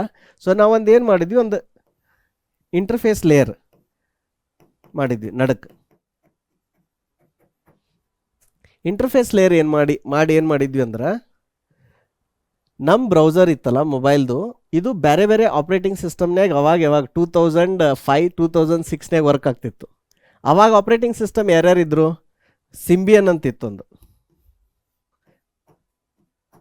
ಸಿಂಬಿಯನ್ ಅಂತಿತ್ತು. ಆಮೇಲೆ ಮೈಕ್ರೋಸಾಫ್ಟ್ದು ವಿಂಡೋಸ್ ಒಂದಿತ್ತು. ಮುಂದೆ ಟೆಕ್ಸಾಸ್ ಇನ್ಸ್ಟ್ರೂಮೆಂಟ್ದವ್ರದ್ದು ಅವ್ರದ್ದೊಂದು ಆಪ್ರೇಟಿಂಗ್ ಸಿಸ್ಟಮ್ ಇತ್ತು, ನಂಗೆ ಅದು ಹೆಸರು ನೆನಪಿಲ್ಲ ಈಗ. ನಾವೇನು ಮಾಡ್ತಿದ್ವಿ ಅಂದ್ರೆ, ಈ ಇಂಟರ್ಫೇಸ್ ಲೇಯರ್ ಇವು ಬೇರೆ ಬೇರೆದು ಬರೆದಿದ್ವಿ. ಸೊ ಹಿಂಗೆ ಬರೋದು ಏನು ಮಾಡ್ತಿದ್ವಿ ಅಂದ್ರೆ, ಅದನ್ನು ಬಿಲ್ಡ್ ಮಾಡೋ ಟೈಮ್ನಾಗ, ಆಮೇಲೆ ಇವೆಲ್ಲ ಆ ಟೈಮ್ನಾಗ ಎಲ್ಲನೂ ಯಾವ x86 ಇರ್ತಿರ್ಲಿಲ್ಲ, ಇವೆಲ್ಲ ARM ಪ್ರೊಸೆಸರ ಇರ್ತಿದ್ದು. ಯಾಕಂದ್ರೆ ಮೊಬೈಲ್ದಾಗ ಬ್ಯಾಟ್ರಿ ಕಡಿಮೆ ಇರೋದ್ರಿಂದ ಎಲ್ಲ ARM ಇರ್ತಿದ್ದು. ಸೊ ARMದ್ದು ಕೆಲವೊಂದು 16 ಬಿಟ್, ಕೆಲವೊಂದು 32 ಬಿಟ್, ಅದರೊಳಗೆ ಮತ್ತೆ 2 ಕಂಪೈಲರ್ ಇದ್ದು ಅವಾಗ. ಸೊ ಪ್ರತಿಯೊಂದು ಸಿಂಬಿಯನ್ಗೆ ARMದ್ದು ಮೋಸ್ಟ್ಲಿ 16 ಅಥವಾ 32 ಬಿಟ್ ಕಂಪೈಲರ್ ಯೂಸ್ ಮಾಡಿ ಈ ಇಂಟರ್ಫೇಸ್ ಲೇಯರ್ ಅಷ್ಟೇ ಚೇಂಜ್ ಮಾಡ್ತಿದ್ವಿ. ಅಂದ್ರೆ ಡಿಬಗ್ ಮಾಡುವಾಗ ಇದು ನಾವು ಏನಾರ ಸಿಂಬಿಯನ್ ಕಂಪೈಲರ್ ಯೂಸ್ ಮಾಡಿದ್ರೆ ಸಿಂಬಿಯನ್ API ಕಾಲ್ ಮಾಡ್ತಿತ್ತು, ವಿಂಡೋಸ್ ಪ್ಯಾಕೇಜ್ ಮಾಡತ್ತಿದ್ವಿ ಅಂದ್ರೆ ವಿಂಡೋಸ್ API ಮಾಡ್ತಿತ್ತು. ಈ ಥರ ಒಂದು ಇಂಟರ್ಫೇಸ್ ಲೇಯರ್ ಬರೋದು. ಈ ಥರ ಒಂದು ಏನು ಮಾಡ್ತಿದ್ವಿ, ಪ್ಯಾಕೇಜ್ ರೆಡಿ ಮಾಡ್ತಿದ್ವಿ. ಕೋಡ್ ಬರೆಯುವಾಗ ಹಿಂಗೆ ಬರ್ದಿರ್ತಿದ್ವಿ, ಬಟ್ ಅದನ್ನು ಕಂಪೈಲ್ ಮಾಡುವಾಗ ಆ ಥರ ಕಂಡೀಷನ್ಸ್ ಹಾಕಿ ಕಂಪೈಲ್ ಮಾಡಿ, ಈ ಥರ ಬೇರೆ ಬೇರೆ ಇದ್ರದ್ದು ಒಂದು ಔಟ್ಪುಟ್ ಬೇರೆ, ಇದ್ರದ್ದು ಔಟ್ಪುಟ್ ಬೇರೆ, ಇದ್ರದ್ದು ಔಟ್ಪುಟ್ ಬೇರೆ, ಈ ಥರ ಮಾಡ್ತಿದ್ವಿ. ಸೊ ಇದೇನಂದ್ರೆ ಇದ್ರೊಳಗೆ ಭಾಳ ಟೈಮ್ ವೇಸ್ಟ್ ಆಗುತ್ತೆ. ಆಮೇಲೆ ರಿಪಿಟೇಟಿವ್ ವರ್ಕ್, ಆಮೇಲೆ ಒಂದು ಬಗ್ ಇಲ್ಲಿ ಫಿಕ್ಸ್ ಮಾಡಿದ್ರೆ ಮತ್ತೆ ಹೋಗಿ ಅಲ್ಲೂ ಮಾಡಬೇಕು. ಇಷ್ಟೆಲ್ಲ APIs ಜೊತೆ, ಇದು ಆಪ್ರೇಟಿಂಗ್ ಸಿಸ್ಟಮ್ದವ್ರ ಜೊತೆ ನೀವು ಅವ್ರು ಅಪ್ಗ್ರೇಡ್ ಆದಂಗೆ ನೀವು ಚೇಂಜ್ ಮಾಡಬೇಕು. ಈ ಸಾಫ್ಟ್ವೇರ್ ಐತಲ್ಲ, ಇದ್ರ ಕಾಸ್ಟ್ ಭಾಳ ಐತಿ. ಆಮೇಲೆ ಇದನ್ನು ಮೇಂಟೈನ್ ಮಾಡೋದು ಹೆಡ್ಡೇಕ್ ಭಾಳ ಐತಿ. ಮತ್ತು ಇದನ್ನು ಬಿಲ್ಡ್ ಮಾಡೋದು, ಅದರದ್ದು ಅಪ್ಡೇಟ್ಸ್ ರಿಲೀಸ್ ಮಾಡೋದು. ಸೊ ಇದ್ರೊಳಗೆ ಏನಾಗುತ್ತೆ, ಭಾಳ ಎಫರ್ಟ್ ಹತ್ತತ್ತೆ. ಆದರೆ ಇದೇನೈತಿ ಅಗದಿ ಫಾಸ್ಟ್ ಇರುತ್ತೆ. ಯಾಕೆ ಫಾಸ್ಟ್ ಇರುತ್ತೆ ಅಂದ್ರೆ, ಭಾಳ ನಡಕ್ಕೆ ಲೇಯರ್ಸ್ ಇಲ್ಲ. ಡೈರೆಕ್ಟ್ ನೀವು ಕಂಪೈಲ್ ಮಾಡಿದ್ರೆ ಅಂದ್ರೆ ಅದು OS ಇದ್ದದ್ದು ಅದನ್ನು ಲೋಡ್ ಮಾಡಿ ರನ್ ಮಾಡುತ್ತೆ. ಸೊ ನಾನು ನಿಮಗೀಗ ಒಂದು ಸಿಂಪಲ್ C ಪ್ರೋಗ್ರಾಮ್ ಬರೋದು, ಅದನ್ನು ಕಂಪೈಲ್ ಮಾಡಿ ಅದನ್ನು ರನ್ ಮಾಡಿ ನನ್ನ ಲ್ಯಾಪ್ಟಾಪ್ನಾಗ ತೋರಿಸ್ತೀನಿ. ಅದಾದಮೇಲೆ ನೆಕ್ಸ್ಟ್ ಪೈಥಾನ್ಗೆ ಹೋಗೋಣ. ಈಗ ನಾವು ಒಂದು ಸಿಂಪಲ್ C ಪ್ರೋಗ್ರಾಮ್ ಬರೆದು ಅದನ್ನು ಕಂಪೈಲ್ ಮಾಡಿ ಅದನ್ನು ರನ್ ಮಾಡಿ ನೋಡೋಣ. ನಿಮ್ಗೆ ಅದು ಹೇಳಿದ್ನಲ್ಲ, compilation process high level language ಅಂತ. ಇದು ನೋಡಿರಿ, ಇದೊಂದು ಸಿಂಪಲ್ ಪ್ರೋಗ್ರಾಮ್ ಐತಿ. ಇದೇನಂದ್ರೆ C ಪ್ರೋಗ್ರಾಮ್. ಇದಕ್ಕೇನು ಹೆಸರು ಕೊಟ್ಟೇವಿ ನಾವು, namaste.c ಅಂತ. ಇದರಿಂದ ಗೊತ್ತಾಗುತ್ತೆ ಇದು C ಪ್ರೋಗ್ರಾಮ್ ಐತೆ ಅಂತ. ನಾವು ಇದ್ರೊಳಗೆ ನಿಮ್ಗೆ ಹೇಳಿದ್ನಲ್ಲ, printf ಅಂತ ಒಂದು ಫಂಕ್ಷನ್ ಇರ್ತೈತಿ. ಈ ಫಂಕ್ಷನ್ ಏನಂದ್ರೆ ಸ್ಟ್ಯಾಂಡರ್ಡ್ ಲೈಬ್ರರಿ ಅಂತಾರೆ. ಫಂಕ್ಷನ್ ಅಂತಂದ್ರೆ ಏನು, ಅದು ಹೆಂಗೆ ಯೂಸ್ ಮಾಡ್ತಾರೆ ಅದ್ರ ಬಗ್ಗೆ ಅತಿ ವಿಸ್ತಾರವಾದ ನೆಕ್ಸ್ಟ್ ಸೆಷನ್ಸ್ ಇರ್ತಾವೆ, ನೀವೇನು ಕಾಳಜಿ ಮಾಡಬೇಡ್ರಿ. ಫಂಕ್ಷನಿಗೆ ಸದ್ದ ಏನು ಅನ್ಕೋರಿ ಅಂದ್ರೆ, ಒಂದು ಮೇನ್ ಪ್ರೋಗ್ರಾಮ್ ಇರುತ್ತೆ, ಅದಕ್ಕೆ ಹೆಲ್ಪರ್ ಫಂಕ್ಷನ್ಸ್ ಇರ್ತಾವೆ ಅಥವಾ ಹೆಲ್ಪರ್ ಕೋಡ್ ಇರುತ್ತೆ. ಇದಕ್ಕೆ ಏನೇನು ಕೆಲಸ ಬೇಕಲ್ಲ ಆ ಕೆಲಸ ಹೆಲ್ಪರ್ಗೆ ಡೆಲಿಗೇಟ್ ಅಥವಾ ಮಾಡುತ್ತಾ, ಅಸೈನ್ ಮಾಡುತ್ತಾ. ಆ ಹೆಲ್ಪರ್ ಇದ್ದದ್ದು ಆ ಕೆಲಸ ಮುಗಿಸಿ ಇದಕ್ಕೆ ವಾಪಸ್ ಬರುತ್ತೆ. ಆ ರೀತಿ ಪ್ರಿಂಟಫ್ ಅನ್ನೋದು ಒಂದು ಹೆಲ್ಪರ್ ಫಂಕ್ಷನ್. ಇದಕ್ಕೆ ನಾವೇನಂತ ಹೇಳಾಕ್ತೀವಿ, ನಮಸ್ತೆ ಫ್ರಮ್ ಭಾರತ್ ಅಂತ. ಆಮೇಲೆ ಎಲ್ಲ ಇದು ಹೈ ಲೆವೆಲ್ ಲ್ಯಾಂಗ್ವೇಜ್ದೊಳಗೆ, ನಾಟ್ ಎಲ್ಲ ಲ್ಯಾಂಗ್ವೇಜ್, ಮೋಸ್ಟ್ ಆಫ್ ದ ಲ್ಯಾಂಗ್ವೇಜ್ದೊಳಗೆ ಫಸ್ಟ್ ಮೇನ್ ಅಂತಂದು ಪ್ರೋಗ್ರಾಮ್ ಇರುತ್ತೆ. ಅದ್ರ ಬಗ್ಗೆನೂ ನಾನು ಮತ್ತೆ ನೆಕ್ಸ್ಟ್ ಫ್ಯೂಚರ್ ಸೆಷನ್ದಾಗ ಹೇಳ್ತೀನಿ. ಈಗ ಬರೀ ನೀವು ಕಂಪೈಲೇಷನ್ ಅಂದರೆ ಏನು, ಬೈನರಿ ಫೈಲ್ ಹೆಂಗೆ ಕನ್ವರ್ಟ್ ಆಗ್ತೈತಿ, ರನ್ ಹೆಂಗೆ ಆಗ್ತೈತಿ, ಇಷ್ಟ ಅರ್ಥ ಮಾಡ್ಕೊರಿ ಈ ಸೆಷನ್ ಒಳಗೆ. ಈ ಪ್ರೋಗ್ರಾಮ್ ಐತಲ್ಲ ಇದ್ರೊಳಗೆ ಬರೀ ಈಗ ಒಂದೇ ಲೈನ್ ಐತಿ. ಇದೇನಂದ್ರೆ ಇದು namaste.c ಅಂತ ಹೇಳಿ ಇದು ಎಲ್ಲೈತಂದ್ರೆ ನನ್ನ ಮಷಿನ್ದೊಳಗೆ ಸಿ ಡ್ರೈವ್ನಾಗ ಈ ಪಾತ್ದೊಳಗೆ ಐತಿ. ಲರ್ನ್ ಸಿ ಅಂತ ಏನೈತಿ ಫೋಲ್ಡರ್ ಐತಲ್ಲ, ಈ ಪಾತ್ನಾಗ ಇದು ಕೋಡ್ ಐತಿ. ಇಲ್ಲೈತಿ ನೋಡ್ರಿ, ಇದು namaste.c ಫೈಲ್. ನಾ ಬೇಕಿದ್ರೆ ಇದನ್ನ ನೋಟ್ಪ್ಯಾಡ್ದಾಗ ಓಪನ್ ಮಾಡಿ ತೋರಿಸ್ತೇನೆ. ಸೊ ಈ ಥರ ಒಂದು ಟೆಕ್ಸ್ಟ್ ಫೈಲ್ ಐತಿ ಇದು. ಆಮೇಲೆ ಇದು ಹ್ಯೂಮನ್ ರೀಡೇಬಲ್ ಫಾರ್ಮ್ದಾಗ ಐತಿ. ನಾವು ಆರಾಮಾಗಿ ಇದನ್ನು ಕೋಡ್ ಫೈಲನ್ನು ನೋಟ್ಪ್ಯಾಡ್ದಾಗ ಅಥವಾ ವರ್ಡ್ದಾಗ ಅಥವಾ ಇವನ್ ಅದ್ರದ್ದು ID ಇರ್ತಾವೆ ಬೇರೆ ಬೇರೆ, ಅದ್ರ ಬಗ್ಗೆನೂ ಹೇಳ್ತೀನಿ ಆಮೇಲೆ. ಅದ್ರೊಳಗೆ ಓಪನ್ ಮಾಡಿ ನೋಡಿದ್ರಿ ಅಂದರೆ ಇಂಗ್ಲೀಷ್ ಒಳಗೆ ಐತಿ ಇದು. ಇದೇನು ಬೈನರಿ ಒಳಗೂ ಇಲ್ಲ, ಅಸೆಂಬ್ಲಿ ಒಳಗೂ ಇಲ್ಲ. ಆಮೇಲೆ ಇದು ಮೇನ್ ಅನ್ನೋದು ಇಂಗ್ಲೀಷ್ ವರ್ಡ್ ಥರನೇ ಐತಿ, ಪ್ರಿಂಟ್ ಅನ್ನೋದು ಇಂಗ್ಲೀಷ್ ಐತಿ, ಇಲ್ಲಿ ಬರೆದಿರೋದು ಎಲ್ಲ ಇಂಗ್ಲೀಷ್ ಲ್ಯಾಂಗ್ವೇಜ್ನಾಗ ಐತಿ. ಸೊ ಈ ಥರ ಒಂದು ಹೈ ಲೆವೆಲ್ ಲ್ಯಾಂಗ್ವೇಜ್ ಕೋಡ್ ಐತಿ. ಈಗ ನಾ ಏನು ಮಾಡ್ತೀನಿ ಅಂದ್ರೆ ನನ್ನ ಮಷಿನ್ದೊಳಗೆ ಕಮಾಂಡ್ ಲೈನ್ದಾಗ ಕಂಪೈಲರ್ ಇನ್ಸ್ಟಾಲ್ ಆಗೈತಿ. ಯಾವ ಕಂಪ್ನಿದು ಇನ್ಸ್ಟಾಲರ್ ಆಗೈತಿ ಕಂಪೈಲರ್ ಅಂದ್ರೆ ಮೈಕ್ರೋಸಾಫ್ಟದ್ದು. ಸೊ ಅದರದ್ದು ಕಮಾಂಡ್ ಏನಂದ್ರೆ CL ಅಂತಂದು.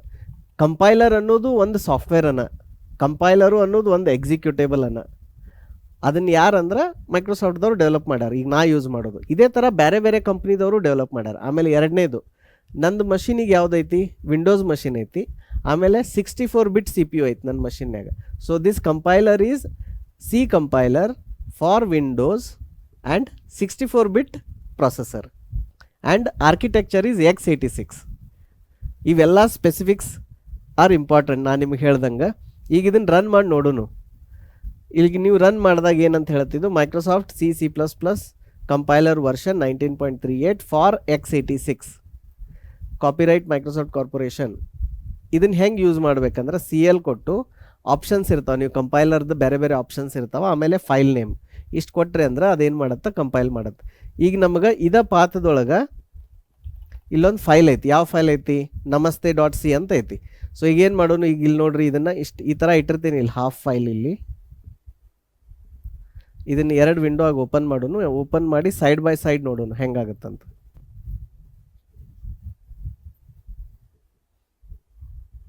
ಓಕೆ, ಸೊ ಈ ವಿಂಡೋದಾಗ ಏನೈತಿ, ಕಂಪೈಲರ್ ರನ್ ಮಾಡೋದೀನಿ ಕಮಾಂಡ್ ಲೈನ್ದಾಗ. ಇಲ್ಲಿ ಫೋಲ್ಡರ್ ಐತಿ cl.exe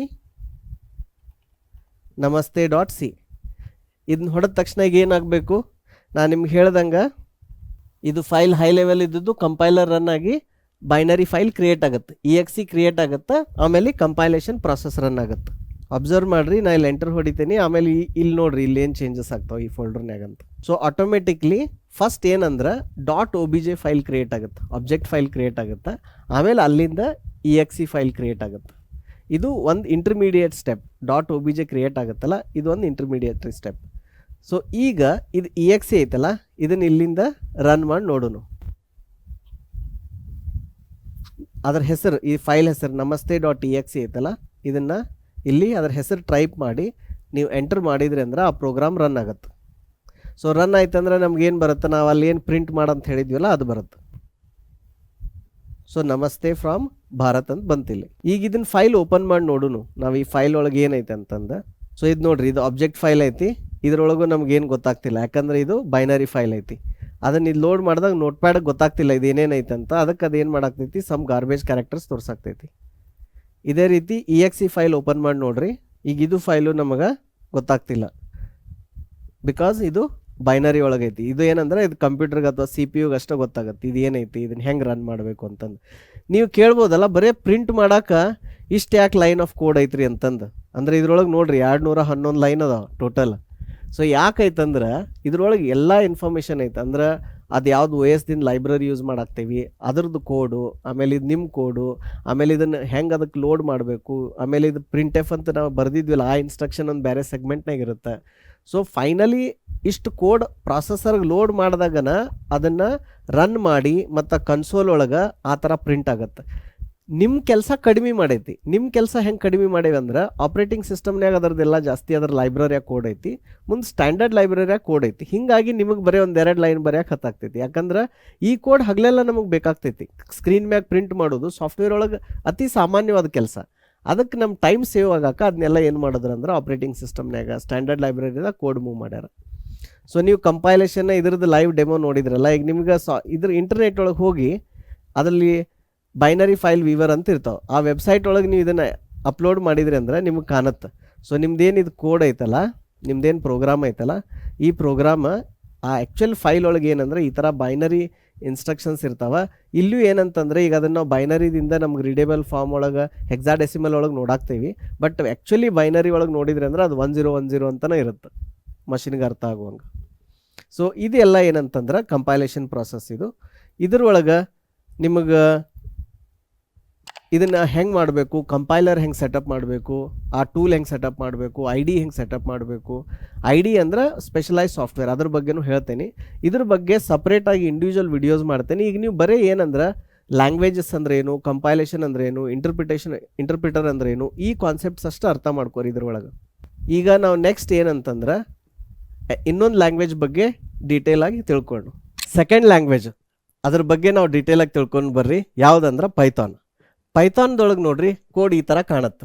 ಬರೀ ಇಲ್ಲಿ ಏನಂದ್ರೆ ಮೇನ್ ಇನ್ಕ್ಲೂಡ್ ಆದಿದ್ದೇನೇ ಇಲ್ಲ, ಬರೀ ಒಂದೆಲ್ಲ ಏನೈತಿ ಏನಂತಂದ್ರೆ ಪ್ರಿಂಟ್ ನಮಸ್ತೆ ಫ್ರಮ್ ಭಾರತ್ ಅಂತ, ಆಮೇಲೆ ಅಲ್ಲಿ ಪ್ರಿಂಟ್ ಎಫ್ ಅಂದಿದ್ವಿ, ಇಲ್ಲಿ ಪ್ರಿಂಟ್ ಅನ್ನಾಗ್ತೇವೆ, ಆಮೇಲೆ ಇಲ್ಲಿ ಸೆಮಿಕೋಲನ್ ಇಲ್ಲ. ಇದಿಷ್ಟು ಸಿಂಪಲ್ ಐತಿ.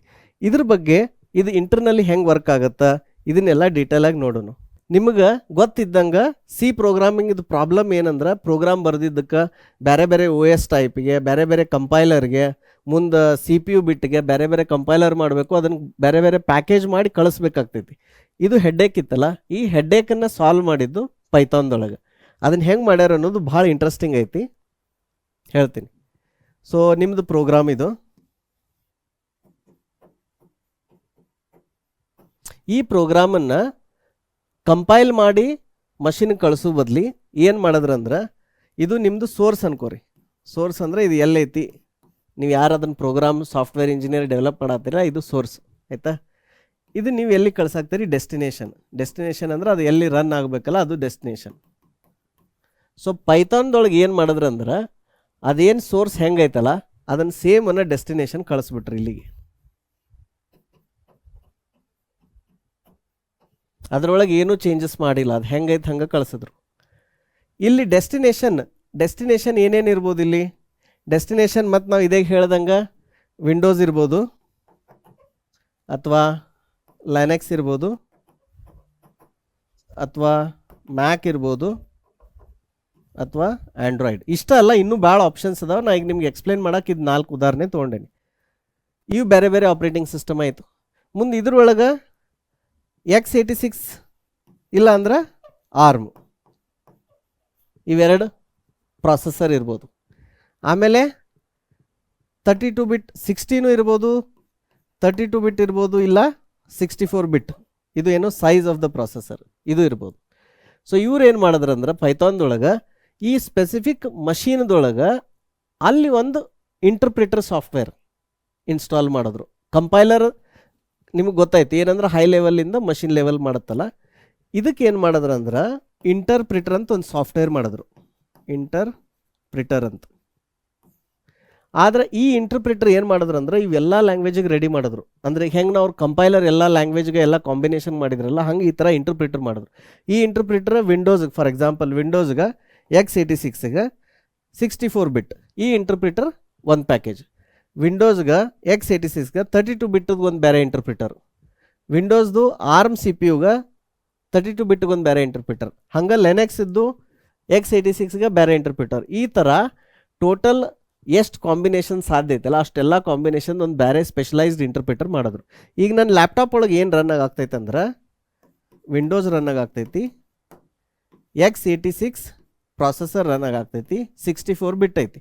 ಸೊ ಈ ಕಾಂಬಿನೇಷನ್ದು ನಾ python.org ವೆಬ್ಸೈಟಿಗೆ ಹೋಗಿ ಅಲ್ಲಿ ಹೋಗಿ ಏನು ಮಾಡ್ತೇನೆ, ಅವ್ರದ್ದು ಪೈಥಾನ್ ಇಂಟರ್ಪ್ರಿಟರ್ ಡೌನ್ಲೋಡ್ ಮಾಡ್ತೇನೆ.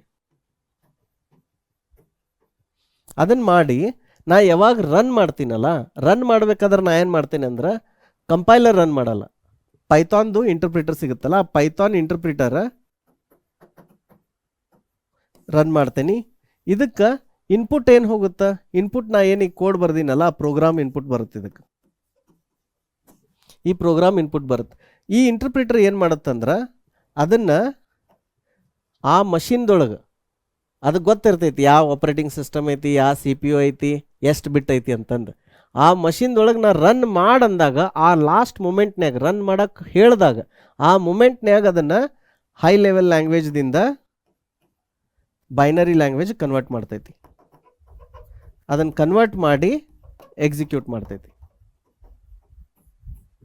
ಆಮೇಲೆ ಪೈಥಾನ್ದು ಇನ್ನೊಂದು ಮಜಾ ಏನಂದ್ರೆ ಅದನ್ನು ಎಲ್ಲ ಕೋಡ್ ಓದಿ ಒಟ್ಟಿಗೆ ಕನ್ವರ್ಟ್ ಮಾಡಲ್ಲ. ಅದು ಹೆಂಗೆ ಒಂದೊಂದು ಲೈನ್ ಬರ್ದಿರ್ತಿರಲ್ಲ ಹಂಗಂಗೆ ಮಾಡ್ಕೊತ ಹೋಗಿ ಅದನ್ನು ಎಕ್ಸಿಕ್ಯೂಟ್ ಮಾಡುತ್ತೆ. ಕಂಪೈಲರ್ ಏನು ಮಾಡ್ತೈತೆ ಅಂದ್ರೆ ನೀವು ಈಗ 1000 ಅಲ್ಲ 10,000 ಲೈನ್ ಬರ್ದಿದ್ರು ಸಹಿತ ಅದನ್ನು ಎಲ್ಲ ಓದಿ ಎಲ್ಲನೂ ಕನ್ವರ್ಟ್ ಮಾಡಿ ಬೈನರಿಗೆ ರೆಡಿ ಮಾಡಿ ಅದನ್ನು ರೆಡಿ ಇಟ್ಬಿಡುತ್ತೆ ಅದು ಎಕ್ಸಿಕ್ಯೂಷನ್ಗೆ. ಆದರೆ ಇಂಟರ್ಪ್ರಿಟರ್ ಆ ಥರ ಅಲ್ಲ. ಇಂಟರ್ಪ್ರಿಟರ್ ಹೆಂಗಂದ್ರೆ ಅದನ್ನು ಫೈಲ್ ಹಿಂಗೆ ರೀಡ್ ಮಾಡೋಕ್ಕೆ ಶುರು ಮಾಡುತ್ತೆ, ಅದು ಹೆಂಗೆ ಲೈನ್ ರೀಡ್ ಮಾಡುತ್ತಲ್ಲ ಹಂಗಂಗೆ ಅದನ್ನು ಕನ್ವರ್ಟ್ ಮಾಡಿ ಅದನ್ನು ರನ್ ಮಾಡೋಕ್ಕೂ ಶುರು ಮಾಡುತ್ತೆ. ಸೊ ನಿಮ್ಮ ಕೋಡ್ ಒಳಗೆ ಎಲ್ಲರ 10ನೇ ಲೈನ್ ಒಳಗೆ ಎರರ್ ಇತ್ತು, ಮ್ಯಾಲಿಂದ 9 ಲೈನ್ ಕರೆಕ್ಟ್ ಇದ್ದು ಅಂತ ತಿಳ್ಕೊರಿ, ಅದು ಅಲ್ಲಿ ಮಟ್ಟ ಹೋಗುತ್ತೆ, ಅಲ್ಲಿ ಹೋಗಿ ಸ್ಟಕ್ ಆಗುತ್ತೆ ಈ ಲೈನ್ ಕರೆಕ್ಟ್ ಇಲ್ಲ ಅಂತಂದು. ಆದ್ರೆ ಸಿ ಒಳಗೆ ಹಂಗಲ್ಲ, ನೀವು ಎಲ್ಲೇ ಎರರ್ ಮಾಡಿರಿ 10,000 ಲೈನ್ ಇದ್ದು ಲಾಸ್ಟ್ 10,000ನೇ ಲೈನ್ದಾಗ ಮಿಸ್ಟೇಕ್ ಮಾಡಿದ್ರು ಅದೇನು ಮಾಡುತ್ತೆ ಅದನ್ನು ಕಂಪೈಲ್ ಮಾಡೋಕೆ ಫೇಲ್ ಆಗಿಬಿಡ್ತೈತಿ. ನಿಮಗೆ ಅದು ಔಟ್ಪುಟ್ಟ ಕೊಡೋಂಗಿಲ್ಲ, ನಿಮಗೆ ಬೈನರಿ ಫೈಲ ಕೊಡೋಂಗಿಲ್ಲ. ಸೊ ಇಲ್ಲಿ ಪೈಥಾನ್ದೊಳಗೆ ಇನ್ನೊಂದು ಸರಿ ಹೇಳ್ತೀನಿ ನೋಡ್ರಿ, ಹೈ ಲೆವೆಲ್ ಲ್ಯಾಂಗ್ವೇಜ್ ಇದ್ದದ್ದು ಪೈಥಾನ್ ಇಂಟರ್ಪ್ರಿಟರ್ ಏನು ಮಾಡುತ್ತೆ ಅದನ್ನು ಬೈನರಿ ಅಥವಾ ಎಕ್ಸಿಕ್ಯೂಟೇಬಲ್ ಕನ್ವರ್ಟ್ ಮಾಡಿ ರನ್ ಮಾಡ್ತೈತಿ. ಇದ್ರದ್ದು ಅಡ್ವಾಂಟೇಜ್ ಏನು ಹೇಳ್ರಿ? ಅಡ್ವಾಂಟೇಜ್ ಏನಂದ್ರೆ ಯಾರು ಪ್ರೋಗ್ರಾಮ್ ಬರ್ಯಾಕ್ತಾರಲ್ಲ ಅವರು ಅದನ್ನು ತಲೆ ಕೆಡಿಸ್ಕೋ ಅವಶ್ಯಕತೆ ಇಲ್ಲ. ಇದು ಹೋಗಿ ವಿಂಡೋಸ್ನಾಗ ರನ್ ಆಗ್ತೈತೋ, ಲೈನೆಕ್ಸ್ನಾಗ ರನ್ ಆಗುತ್ತೋ, ಮ್ಯಾಕ್ದಾಗ ರನ್ ಆಗುತ್ತೋ, ನೀವು ಅದನ್ನು ವಿಚಾರ ಮಾಡೋ ಅವಶ್ಯಕತೆ ಇಲ್ಲ. ನೀವು ಪೈಥಾನ್ ಕೋಡ್ ಬರೀರಿ, ಅಲ್ಲಿ ಹೋಗಿ ವರ್ಕ್ ಆಗುತ್ತೆ. ನೀವು ಆ ಡೆಸ್ಟಿನೇಷನ್ ಒಳಗೆ ಓನ್ಲಿ ಕಂಡೀಷನ್ ಏನಂದ್ರೆ ಅಲ್ಲಿ ನೀವು ಪೈಥಾನ್ ಇಂಟರ್ಪ್ರಿಟರ್ ಇನ್ಸ್ಟಾಲ್ ಮಾಡಬೇಕು. ಸಿದ ಅಡ್ವಾಂಟೇಜ್ ಏನು? ನೀವು ಎಲ್ಲಿ ಡೆಸ್ಟಿನೇಷನ್ದಾಗ ರನ್ ಮಾಡತ್ತೀರಿ ಅಲ್ಲಿ ನೀವು ಸಿ ಕಂಪೈಲರ್ ಇನ್ಸ್ಟಾಲ್ ಮಾಡೋ ಅವಶ್ಯಕತೆ ಇಲ್ಲ. ಇದ್ರದ್ದು ಡಿಫ್ರೆನ್ಸ್ ನೆನಪಿಟ್ಕೋರಿ. ಸಿ ಲ್ಯಾಂಗ್ವೇಜ್ದೊಳಗೆ ಎಲ್ಲಿ ಪ್ರೋಗ್ರಾಮ್ ಬರ್ಯಾಕ್ತಿರಲ್ಲ ಅಲ್ಲಿ ನೀವು ಕಂಪೈಲರ್ ಇನ್ಸ್ಟಾಲ್ ಮಾಡಬೇಕು, ಅಲ್ಲಿ ಅದನ್ನು ಮಷಿನ್ ಲೆವೆಲ್ಗೆ ಮಾಡಬೇಕು, ಮಾಡಿ ಡೆಸ್ಟಿನೇಷನ್ ಕಳಿಸ್ಬೇಕು. ಆದ್ರೆ ಪೈಥಾನ್ದೊಳಗೆ ಡೆಸ್ಟಿನೇಷನ್ದಾಗ ಇನ್ಸ್ಟಾಲ್ ಮಾಡಬೇಕು. So machine dependent and machine independent ಆಗಕ್ಕೆ ಮೇನ್ ಕಾರಣನ ಇದೆ. So machine dependent and this is machine independent. Machine dependent ಒಳಗೆ ಏನಾಗ್ತೈತಿ, ಮಷಿನ್ ಡಿಪೆಂಡೆಂಟ್ ಒಳಗೆ ಅದು ಎಲ್ಲಿ ಸೋರ್ಸ್ ಐತಲ್ಲ ಸೋರ್ಸ್ನಾಗನ high level language to binary language 1010 ಇಲ್ಲಿ ಕನ್ವರ್ಟ್ ಆಗ್ತೈತಿ. ಆದ್ರೆ ಮಷಿನ್ ಇಂಡಿಪೆಂಡೆಂಟ್ದೊಳಗೆ ಡೆಸ್ಟಿನೇಷನ್ ಅಂದ್ರೆ ಅದು ಎಲ್ಲಿ ಕನ್ಸ್ಯೂಮ್ ಮಾಡಾಕ್ತೀವಿ ಆ ಪ್ರೋಗ್ರಾಮ್ ಅಥವಾ ಅದನ್ನು ಕೋಡನ್ನು ಆ ಡೆಸ್ಟಿನೇಷನ್ದಾಗ ಹೈ ಲೆವೆಲ್ ಲ್ಯಾಂಗ್ವೇಜ್ದಿಂದ ಬೈನರಿಗೆ ಕನ್ವರ್ಟ್ ಆಗ್ತೈತಿ. ಈ ರೀತಿ ಆಗಿದ್ರಿಂದ ಪೈಥಾನ್ ಏನಾಯ್ತಂದ್ರೆ ಭಾಳ ಪಾಪ್ಯುಲರ್ ಆಯಿತು. ಯಾಕೆ ಇದು one of the biggest strength of Python. ಯಾಕಂದ್ರೆ ಯಾರ ಲೈಬ್ರರಿ ಅಥವಾ ಕೋಡ್ ಬರೆಯಾಕ್ತಾರಲ್ಲ ಅವ್ರು ತಲೆ ಕೆಡಿಸ್ಕೋ ಅವಶ್ಯಕತೆ ಇಲ್ಲ. ಓಕೆ ಇದು ಎಲ್ಲಿ ಯೂಸ್ ಮಾಡ್ತಾರೆ, ಹೆಂಗೆ ಯೂಸ್ ಮಾಡ್ತಾರೆ, ಅದಕ್ಕೆ ಪ್ಯಾಕೇಜ್ ಮಾಡಬೇಕು ಅಂತಂದು ಅವ್ರು ಕೋಡ್ ಅದನ್ನು ಓಪನ್ ಸೋರ್ಸ್ನೇ ಹಾಕ್ಬಿಟ್ರು. ಅದನ್ನು ನಾವು ಡೈರೆಕ್ಟ್ಲಿ ನಮ್ಮ ಮಷಿನ್ಗೆ ಇಂಪೋರ್ಟ್ ಮಾಡಿ ಅದರ ಇಂಟರ್ಪ್ರಿಟರ್ ಯೂಸ್ ಮಾಡಿ ಇಂಟರ್ಪ್ರಿಟರ್ ಇನ್ಸ್ಟಾಲ್ ಮಾಡಿ ನಾವು ರನ್ ಮಾಡೋಕ್ಕೆ ಶುರು ಮಾಡ್ಬೋದು. ಇದ್ರದ್ದು ಡಿಸ್ಅಡ್ವಾಂಟೇಜ್ ಏನು? ಡಿಸ್ಅಡ್ವಾಂಟೇಜ್ ಏನಂದ್ರೆ ನೀವು ಯಾವ ಕಸ್ಟಮರ್ಗೆ ಇದನ್ನು ಬರೆದು ಕಳಿಸ್ತೀರಲ್ಲ ಸಾಫ್ಟ್ವೇರ್ ಅವ್ರಿಗೆ ಅದ್ರ ಸೋರ್ಸ್ ಕೋಡ್ ಸಿಕ್ಬಿಡುತ್ತೆ. ಆದರೆ ಸಿ ಒಳಗೆ ಹಂಗಲ್ಲ, ಅವ್ರಿಗೆ ಸೋರ್ಸ್ ಕೋಡ್ ಸಿಗಂಗಿಲ್ಲ. ಅವ್ರಿಗೆ ಏನು ಸಿಗುತ್ತೆ? ಬೈನರಿ ಫೈಲ್ ಸಿಗುತ್ತೆ. ಆ ಬೈನರಿ ಫೈಲ್ ತೆಗೆದು ನೋಡಿದ್ರೆ ಅದ್ರಾಗ ಏನೂ ಅರ್ಥ ಆಗಂಗಿಲ್ಲ, ಅದು ಏನು ಮಾಡಿರಿ ಅಂತಲೂ ಗೊತ್ತಾಗಲ್ಲ. ಹಂಗೆ ಕೆಲವೊಂದು ಎಕ್ಸ್ಪರ್ಟ್ಸ್ ಅದಾರ ಬೈನರಿ ಕೋಡನ್ನು ಅರ್ಥ ಮಾಡ್ಕೊಳ್ಳೋಂಥವ್ರು ವರ್ಡ್ನ್ಯಾಗ, ಆದ್ರೆ ಸಾಮಾನ್ಯ ಇಂಜಿನಿಯರ್ಸಿಗೆ ಯಾರಿಗೂ ಅರ್ಥ ಆಗಲ್ಲ. ಪೈಥಾನದ ಡ್ರಾಬ್ಯಾಕನ್ನ ಇದು ಏನಂದ್ರೆ ನೀವು ಡೆಸ್ಟಿನೇಷನ್ ಕಸ್ಟಮರ್ ಕಳಿಸಿದಾಗ ಅವ್ರ ಹತ್ರ ಸೋರ್ಸ್ ಕೋಡ್ ಇರ್ತೈತಿ. ಸೊ ಮತ್ತು ಹಂಗಿದ್ರೆ ಇದನ್ನು ಎಲ್ಲಿ ಯೂಸ್ ಮಾಡ್ತಾರೋ? ಇದನ್ನು ಎಲ್ಲಿ ಯೂಸ್ ಮಾಡ್ತಾರೆ ಅಂದ್ರೆ ಬ್ಯಾಕೆಂಡ್ನಾಗ ಯೂಸ್ ಮಾಡ್ತಾರೆ ಜಾಸ್ತಿ. ಬ್ಯಾಕೆಂಡ್ದಾಗ ಯೂಸ್ ಮಾಡಿದ್ರಿ ಅಂತ ತಿಳ್ಕೋರಿ, ಆ ಬ್ಯಾಕೆಂಡ್ದಾಗ ಅದು ಡೇಟಾ ಪ್ರಾಸೆಸ್ ಮಾಡಿ ಏನು ಔಟ್ಪುಟ್ ಕೊಡ್ತೈತಿಲ್ಲ ಅದನ್ನಷ್ಟೇ ನೀವು ಕಸ್ಟಮರ್ಗೆ ತೋರಿಸ್ತೀರಿ. ಸೊ ಹೀಗಾಗಿ ಇದನ್ನು ಕ್ಲೈಂಟ್ ಸೈಡ್ ಸಾಫ್ಟ್ವೇರ್ನಾಗ ಪೈಥಾನ್ ಯೂಸ್ ಮಾಡಲ್ಲ. ಯಾಕಂದ್ರೆ ನೀವು ಅದನ್ನು ಯೂಸ್ ಮಾಡೋಕ್ಕೆ ಅವ್ರಿಗೆ ಯೂಸ್ ಮಾಡೋಕ್ಕೆ ಕೊಡ್ಬೇಕಂದ್ರೆ ಒಂದು ನೀವು ಫ್ರೀದಾಗ ಕೊಟ್ಬಿಡ್ಬೇಕು. ನೀವೇನಂದ್ರೆ ಈ ಸಾಫ್ಟ್ವೇರ್ ಐತ್ರಿ ಕ್ಲೈಂಟ್ ಸಾಫ್ಟ್ವೇರ್ ತೊಗೋರಿ ಇದು ಫ್ರೀದಾಗ ಅಂತ ಕೊಟ್ಬಿಡ್ಬೇಕು. ಯಾಕಂದ್ರೆ ಅದು ನೀವು ಸೋರ್ಸ್ ಕೋಡ್ ಹೋಗೋದ್ರಿಂದ. ಇಲ್ಲಾಂದ್ರೆ ಬ್ಯಾಕೆಂಡ್ದಾಗ, ಈಗ ಬ್ಯಾಕೆಂಡ್ ಅಂದ್ರೆ ಏನೋ ಡೇಟಾ ಅನಲೈಸಿಸ್ ಎಲ್ಲ ಬ್ಯಾಕೆಂಡ್ನಾಗ ಆಗ್ತೈತಿ, ವೆಬ್ ಸರ್ವಿಸಸ್ ಬ್ಯಾಕೆಂಡ್ನಾಗ ಆಗ್ತೈತಿ, ವೆಬ್ ಅಪ್ಲಿಕೇಶನ್ಸ್ ಬ್ಯಾಕೆಂಡ್ ಕೋಡ್ ಅದು ಸರ್ವರ್ನಾಗ ಇರ್ತೈತಿ. ಕಸ್ಟಮರ್ಗೆ ಏನು ಫೈನಲ್ ಅದರದ್ದೇ ಒಂದು CSV ಫೈಲರ ಸಿಗುತ್ತಾ, HTML ಔಟ್ಪುಟ್ಟರ ಸಿಗುತ್ತಾ, ಇಲ್ಲ ಒಂದು ಎಕ್ಸೆಲ್ಲರ ಸಿಗುತ್ತೆ. ಸೊ ಅವರಿಗೆ ಇದು ಸರ್ವರ್ನಾಗ ಏನು ಕ್ಲೌಡ್ ಅಲ್ಲೇನು ರನ್ ಆಗ್ತೈತಿ ಅಂತ ಗೊತ್ತಾಗಲ್ಲ. ಇದು ಒಂದು ಅಡ್ವಾಂಟೇಜ್. ಎರಡನೇ ಅಡ್ವಾಂಟೇಜ್ ಏನಂದ್ರೆ ಪೈಥಾನ್ದು ಈ ಬ್ಯಾರೆ ಸಿಸ್ಟಮ್ನ್ಯಾಗ ಕಂಪೈಲರ್ ಬಿಲ್ಡ್ ಮಾಡಕ್ಕೆ ಭಾಳ ಟೈಮ್ ವೇಸ್ಟ್ ಆಗುತ್ತೆ. ಅಂದರೆ ಈಗ ನಾವು ನೋಡೇನು ಒಂದೊಂದು ಪ್ರಾಜೆಕ್ಟ್ ನಮ್ಮ ಎಲ್ಲ ಹೆಂಗೆ ಇರ್ತಿದ್ವು ಅಂದ್ರೆ, ನಾ ಹೆಸರು ಹೇಳಲ್ಲ, ಯಾವ ಕಂಪ್ನಿ ಅಂತಲೂ ಹೇಳಲ್ಲ, ಬಿಲ್ಡ್ ಮಾಡಕ್ಕೆ ಕೊಟ್ಟು ನಾವು ಹೋಗಿ ಒಂದು 10-15 ನಿಮಿಷ ಹೋಗಿ ಚಹಾ ಕಾಫಿ ಕುಡಿದು ಬಂದಾಗ ಅದು ಬಿಲ್ಡ್ ಕಂಪ್ಲೀಟ್ ಆಗ್ತಿತ್ತು. ಈಗ ಇಲ್ಲಿ ಒಂದೇ ಸಣ್ಣದ ಫೈಲ್ ಇತ್ತಲ್ಲ, ನಿಮ್ಗೆ ಗೊತ್ತಾಗಲಿಲ್ಲ, ಅದು just fraction of milli seconds ಒಳಗೆ ಅದು ಕಂಪೈಲ್ ಆಯಿತು. ಆದ್ರೆ 10,000 20,000 ಫೈಲ್ ಇದ್ದಾಗ ಅದನ್ನು ಬಿಲ್ಡ್ ಮಾಡಾಕನ ಒಂದೊಂದು ಸರಿ ಕ್ಲೀನ್ ಬಿಲ್ಡ್ ಅಂತಾರೆ. ಕ್ಲೀನ್ ಬಿಲ್ಡ್ ಅಂದ್ರೆ ಬಿಗಿನಿಂಗ್ದಿಂದ ಎಂಡ್ ಮಟ್ಟ ಹಂಗೆ ಕ್ಲೀನ್ ಬಿಲ್ಡ್ ಎಲ್ಲ ಕೊತ್ತಾಗ ಅರ್ಧ ತಾಸು ಪ್ರಾಜೆಕ್ಟ್ ಕಂಪೈಲ್ ಆಗತ್ತೆ ನಮ್ಮ ಮಷಿನ್ಯಾಗ. ಸೊ ಪೈಥಾನ್ದೊಳಗೆ ಆ ಚಾಲೆಂಜ್ ಇಲ್ಲ, ಯಾಕಂದರೆ ನೀವು ಜಸ್ಟ್ ರನ್ ಮಾಡ್ರಿ ಅಂದ್ರೆ ಶುರು ಆಗ್ಬಿಡುತ್ತೆ, ಒಂದೇ ಲೈನಿಂದ ಅಲ್ಲಿಂದ ರನ್ ಮಾಡೋಕ್ಕೆ ಸ್ಟಾರ್ಟ್ ಆಗುತ್ತೆ. ಅದು ಒಂದು ಅಡ್ವಾಂಟೇಜ್. ಇದರಿಂದ ಏನಾಗುತ್ತೆ ಅಂದ್ರೆ ಪ್ರೋಟೋಟೈಪಿಂಗ್ ಅಥವಾ ಡೆವಲಪ್ಮೆಂಟ್ ಸ್ಪೀಡ್ ಭಾಳ ಆಗುತ್ತೆ. ನೀವು ಒಂದು ಲೈನ್ ಚೇಂಜ್ ಮಾಡ್ಬೋದು, ರನ್ ಮಾಡಿ ನೋಡ್ಬೋದು, ಒಂದು ಏನಾರು ಚೇಂಜ್ ಮಾಡೋದು, ರನ್ ಮಾಡಿ ನೋಡ್ಬೋದು. ಆ ಥರ ಡೆವಲಪರ್ಸಿಗೆ ಏನಾಗುತ್ತೆ, ಇದಕ್ಕೇನಂತಾರೆ ಕ್ವಿಕ್ ಐಟ್ರೇಷನ್ ಅಂತಾರೆ ಅಥವಾ ಕ್ವಿಕ್ ಪ್ರೋಟೋಟೈಪಿಂಗ್ ಅಂತಾರೆ. ಸೊ ಅದನ್ನು ಮಾಡೋಕ್ಕೆ ಪೈಥಾನ್ ಭಾಳ ಯೂಸ್ ಆಗುತ್ತೆ. ಇದ್ರದ್ದು ಪ್ರೋಸ್ ಆ್ಯಂಡ್ ಕಾನ್ಸ್ ಅದಾವೆ. ಇದ್ರದ್ದು ಡ್ರಾಬ್ಯಾಕ್ ಏನು ಹಂಗಂದ್ರೆ, ಒಂದನೇ ಡ್ರಾಬ್ಯಾಕ ಸೋರ್ಸ್ ಕೋಡ್ ಹೋಗುತ್ತೆ, ಎರಡನೇ ಡ್ರಾಬ್ಯಾಕ ಪೈಥಾನ್ ಭಾಳ ಸ್ಲೋ ಅದ ಸಿಗೆ ಕಂಪೇರ್ ಮಾಡಿದ್ರೆ. ಯಾಕಂದ್ರೆ ನೀವು ಅದಕ್ಕೆ ಹೇಳಿದಾಗ ಆ ರನ್ ಮಾಡೋ ಟೈಮ್ನ್ಯಾಗ ಅದು ಏನು ಮಾಡ್ತೈತಿ, ಹೈ ಲೆವೆಲ್ದಿಂದ ಲೋ ಲೆವೆಲ್ ಕನ್ವರ್ಟ್ ಮಾಡತೈತಿ. ಸೊ ಅದಕ್ಕೂ ಕೆಲಸ ಐತಲ್ಲ ಅದನ್ನು ಮಾಡ್ಬೇಕಂದ್ರೆ. ಸೊ ಅದ್ರ ಸಂಬಂಧ ಏನಾಗ್ತೈತಿ, ಪೈಥಾನ್ ಒಂದು ಸ್ವಲ್ಪ ಅಲ್ಲ, ಆ್ಯಕ್ಚುಲಿ ಭಾಳ ಸ್ಲೋ ಐತಿ ಸಿಗಿಂತ. C is extremely fast. ಮೂರನೇ ಡಿಸ್ಅಡ್ವಾಂಟೇಜ್ ಪೈಥಾನ್ದು ಏನಂತಂದ್ರೆ, ಪೈಥಾನ್ ಭಾಳ ಮೆಮೊರಿ ತೊಗೋತೈತಿ. ಪೈಥಾನ್ ಒಳಗೆ ಒಂದು ಇಂಟೀಜರ್ ಸೈಜ್ 28 ಬೈಟ್ಸ್ ಐತಿ. ಅದೇ ನೀವು ಸಿ ಪ್ರೋಗ್ರಾಮಿಂಗ್ದಾಗ ನೋಡಿದ್ರಿ ಅಂದ್ರೆ 4 ಬೈಟ್ಸ್ ಐತಿ ಮ್ಯಾಕ್ಸಿಮಮ್. ಸೊ ಪೈಥಾನ್ದು ಡೇಟಾ ಸ್ಟ್ರಕ್ಚರ್ಸ್ ಆಗಲಿ ಡೇಟಾ ಟೈಪ್ಸ್ ಆಗಲಿ ಭಾಳ ಮೆಮೊರಿ ತೊಗೊಳ್ತೈತಿ. ಸೊ ನಿಮಗೆ powerful machine with powerful RAM ಬೇಕಾಗ್ತೈತಿ, ನೀವು ಏನಾರು large amount of data run ಮಾಡಾಕ್ತಿದ್ರಿ ಅಂದ್ರೆ. ಇವೆಲ್ಲ ಡ್ರಾಬ್ಯಾಕ್ಸ್ ಆಫ್ ಪೈಥಾನ್. ಈಗ ಹಂಗಂದ್ರೆ ಈಗ ಒಬ್ಬೊಬ್ರು ಕೇಳ್ತಾರೆ, ಸರ್ ಪೈಥಾನ್ ಚಲೋ ರೀ ಏನು ಸಿ ಚಲೋ ರೀ ಏನು ಜಾವಾ ಚಲೋ ಅಂತ. ಯಾವ ಲ್ಯಾಂಗ್ವೇಜ್ ಚಲೋ ಕೆಟ್ಟ ಅಂತ ಏನೂ ಇಲ್ಲ. ಪ್ರತಿಯೊಂದು ಲ್ಯಾಂಗ್ವೇಜ್ದ ಅದರದ ಸ್ಟ್ರೆಂತ್ ಐತಿ, ಅದರದ ವೀಕ್ನೆಸ್ ಐತಿ. ನೀವು ಯಾವ ಥರ ಸಾಫ್ಟ್ವೇರ್ ಡೆವಲಪ್ ಮಾಡೋಕ್ಕೆ ಹೇಳತ್ತಾರಲ್ಲ ನಿಮ್ಮ ಕಂಪ್ನಿಯಾಗ ಅಥವಾ ನಿಮ್ಮ ಕಸ್ಟಮರ್, ನಮ್ಗೆ ಈ ಥರ ಒಂದು ಸಾಫ್ಟ್ವೇರ್ ಬೇಕಾಗೈತೆ ಅಂದಾಗ, ನೀವು ಆ್ಯಸ್ ಅ ಸಾಫ್ಟ್ವೇರ್ ಇಂಜಿನಿಯರ್ ನಿಮ್ಮ ಹತ್ರ ಅಂಡರ್ಸ್ಟ್ಯಾಂಡಿಂಗ್ ಇರಬೇಕು. ಈ ಥರ ಸಾಫ್ಟ್ವೇರ್ ಬೇಕಂದ್ರೆ ಇವ್ರಿಗೆ ಈ ಥರ ಲ್ಯಾಂಗ್ವೇಜ್ದಾಗ ಬರೋದ್ರೆ ಹೆಲ್ಪ್ ಆಗುತ್ತೆ ಅಂತಂದು. ಅದಕ್ಕೆ ನಾವು ನಮ್ದು ಇದೇನು ಕೋಡಿಂಗ್ಸ್ ಪ್ರೊಫೆಷ್ನಲ್ ಕೋಡಿಂಗ್ ಸ್ಕಿಲ್ ಪ್ರೋಗ್ರಾಮ್ ಐತಲ್ಲ, ಅದಕ್ಕೆ ನಾವು ಇದ್ರೊಳಗೆ ನಿಮಗೆ ಎಲ್ಲ ಲ್ಯಾಂಗ್ವೇಜ್ ಕಲ್ಸಾಕ್ತೀವಿ ಇಂಪಾರ್ಟೆಂಟ್ ಇದ್ದದ್ದು. ಅದರಿಂದ ನಿಮಗೆ ಆ್ಯಸ್ ಆನ್ ಇಂಜಿನಿಯರ್ ಗೊತ್ತಾಗ್ತೈತಿ, ಓಕೆ ಈ ಲ್ಯಾಂಗ್ವೇಜ್ ಸ್ಟ್ರೆಂತ್ ಏನು, ಈ ಲ್ಯಾಂಗ್ವೇಜ್ ವೀಕ್ನೆಸ್ ಏನು. ಈ ಥರ ಅಪ್ಲಿಕೇಶನ್ ಬರಿಬೇಕಾದ್ರೆ ಅದನ್ನು ಸಿದಾಗ ಬರೆದ್ರೆ ಚಲೋ ಇರುತ್ತೋ ಅಥವಾ ಪೈಥಾನ್ದಾಗ ಬರೆದ್ರೆ ಚಲೋ ಇರುತ್ತೋ, ಆ ಟ್ರೇಡ್ ಆಫ್ಸ್ ಮಾಡೋಕ್ಕೆ ಬರ್ಬೇಕು, ನಿಮ್ಗೆ ಅದನ್ನು ಎಕ್ಸ್ಪ್ಲೇನ್ ಮಾಡೋಕ್ಕೆ ಬರ್ಬೇಕು, ನಿಮ್ಗೆ ಆ ಡಿಸಿಷನ್ ತೊಗೊಳಕ್ಕೆ ಬರ್ಬೇಕು ನೀವು ಇಂಡಸ್ಟ್ರಿ ಜಾಯ್ನ್ ಆದಾಗ. ಹೀಗಾಗಿ to become a professional software developer ಈ ಎಲ್ಲ ಲ್ಯಾಂಗ್ವೇಜ್ ಬಗ್ಗೆ ನೀವು ಡೀಪಾಗಿ ಅರ್ಥ ಮಾಡ್ಕೊಳ್ಳೋದು ಭಾಳ ಇಂಪಾರ್ಟೆಂಟ್ ಐತಿ. ಈಗ ನಾವು ನೆಕ್ಸ್ಟ್ ಮುಂದಿನ ಸೆಷನ್ ಒಳಗೆ ಇಂಡಿವಿಜುವಲಿ ಪೈಥಾನ್ ಇಂಟರ್ಪ್ರಿಟರ್ ಎಲ್ಲಿಂದ ಡೌನ್ಲೋಡ್ ಮಾಡಬೇಕು, ಅದನ್ನು ಹೆಂಗೆ ಸೆಟ್ ಮಾಡಬೇಕು, ರನ್ ಮಾಡಬೇಕು, ಅದೆಲ್ಲ ಸಪ್ರೇಟ್ ವಿಡಿಯೋ ಮಾಡಿ ತೋರಿಸ್ತೀನಿ. ಬಟ್ ಈಗ ನಿಮಗೆ ಕ್ವಿಕ್ ಆಗಿ ನನ್ನ ಲ್ಯಾಪ್ಟಾಪ್ ಒಳಗೆ ಒಂದು ಪೈಥಾನ್ ಪ್ರೋಗ್ರಾಮ್ ನಾವು ರನ್ ಮಾಡಿ ನೋಡೋಣ. ಈಗ ನಾವು ಪೈಥಾನನ್ನು ನನ್ನ ಲ್ಯಾಪ್ಟಾಪ್ ಒಳಗೆ ರನ್ ಮಾಡಿ ನೋಡೋಣ. ಇಲ್ಲಿ ನೋಡ್ರಿ, ಏನಂದ್ರೆ ಪೈಥಾನ್ದು ಒಂದೇ ಲೈನ್ ಕೋಡ್ ಬರ್ದೆ ನಿಮ್ಗೆ ಹೇಳ್ದಂಗೆ, ಬರೀ ನಮಸ್ತೆ ಫ್ರಮ್ ಭಾರತ್ ಅಂತಂದು. ಆಮೇಲೆ ಇಲ್ಲಿ ನನ್ನ ಮಷಿನ್ದೊಳಗೆ ಪೈಥಾನ್ ಇಂಟರ್ಪ್ರಿಟರ್ ಇನ್ಸ್ಟಾಲ್ ಆಗೈತಿ. ಸೊ ಈಗ ನಾ ಏನು ಮಾಡಾಕ್ತೀನಿ ಅಂದ್ರೆ ಕಮಾಂಡ್ ಲೈನ್ದೊಳಗೆ ಹೋಗಿ ಅದನ್ನು ನಿಮ್ಗೆ ರನ್ ಮಾಡಿ ತೋರಿಸ್ತೀನಿ. ಸೊ python.exe ಇದೇನಂದ್ರೆ ಪೈಥಾನ್ ಇಂಟರ್ಪ್ರಿಟರ್. ಈ ಇಂಟರ್ಪ್ರಿಟರ್ ನಿಮ್ಗೆ ಹೇಳ್ದಂಗೆ ಬೇರೆ ಬೇರೆ ಪ್ಲಾಟ್ಫಾರ್ಮ್ದಾಗ ಇರುತ್ತೆ. ನಾ ಇಂಟರ್ನೆಟ್ನಾಗ ಡೌನ್ಲೋಡ್ ಮಾಡಿ ಹೆಂಗೆ ಇನ್ಸ್ಟಾಲ್ ಮಾಡಿದ್ನಿ ಅಂತ ನಿಮ್ಗೆ ಮುಂದಿನ ಸೆಷನ್ ಒಳಗೆ ತೋರಿಸ್ತೀನಿ ನಾನು. ಈಗ ಇದನ್ನು ರನ್ ಮಾಡಿ ನೋಡೋಣ ಏನು ಔಟ್ಪುಟ್ ಬರುತ್ತಂತ, ಹೆಂಗೆ ನಾವು ಅದನ್ನು ಕಂಪೈಲರ್ ರನ್ ಮಾಡಿದ್ವಲ್ಲ.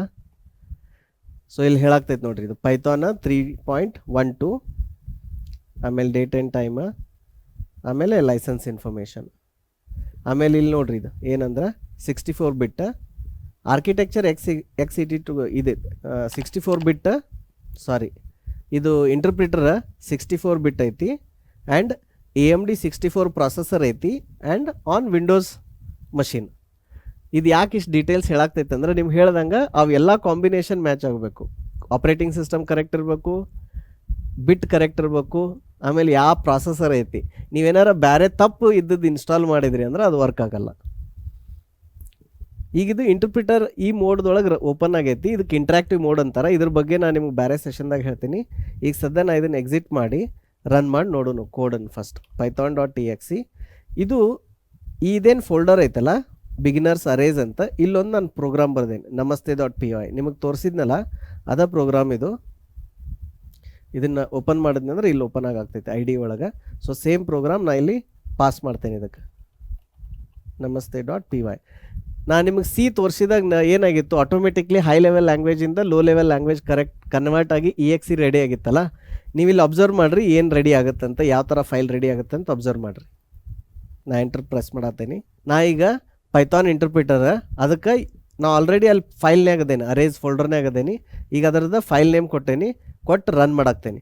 ನೀವು ಸಿ ಒಳಗೆ ನೋಡಿದ್ರಿ, ನಾ ರನ್ ಮಾಡಿದ ತಕ್ಷಣ ಏನಾಗಿತ್ತು, ಕಂಪೈಲರ್ ಇಲ್ಲಿ ಈ ಫೋಲ್ಡರ್ನಾಗ EXE ಫೈಲ್ ರೆಡಿ ಆಗಿತ್ತು, ಆಬ್ಜೆಕ್ಟ್ ಫೈಲ್ ರೆಡಿ ಆಗಿತ್ತು, ಬೈನರಿ ಫೈಲ್ ರೆಡಿ ಆಗಿತ್ತು. ಕರೆಕ್ಟ್. ಈಗ ಪೈಥಾನ್ದಾಗ ಏನಾಗುತ್ತೆ ಅಂತ ನೋಡೋಣ.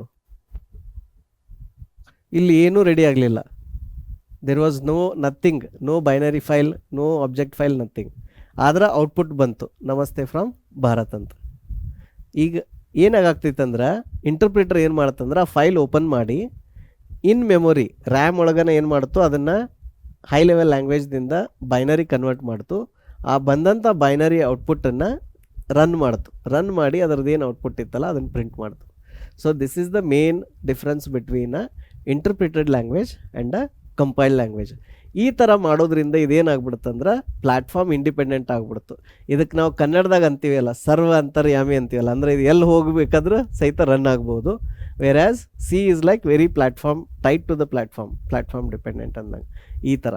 ಸೊ ಇದರಿಂದ ನಿಮಗೆ ಬೇಸಿಕ್ ಇಷ್ಟು ಅರ್ಥ ಆಯ್ತಲ್ಲ. ನಾನು ನಿಮಗೀಗ ಇಂಟರ್ಪ್ರಿಟರ್ ನನ್ನ ಮಷಿನ್ದಾಗ ಎಲ್ಲೈತಿ ಹೆಂಗೈತೆ ಅಂತ ತೋರಿಸ್ತೇನೆ. ಅದನ್ನು ಕಂಡು ಹಿಡಿದು ಭಾಳ ಈಸಿ ಐತಿ. ನೀವು ಈ ಥರ ಪೈಥಾನ್ ಅಂತ ರನ್ ಮಾಡಿದ್ರಿ ಅಂತ ತಿಳ್ಕೊರಿ.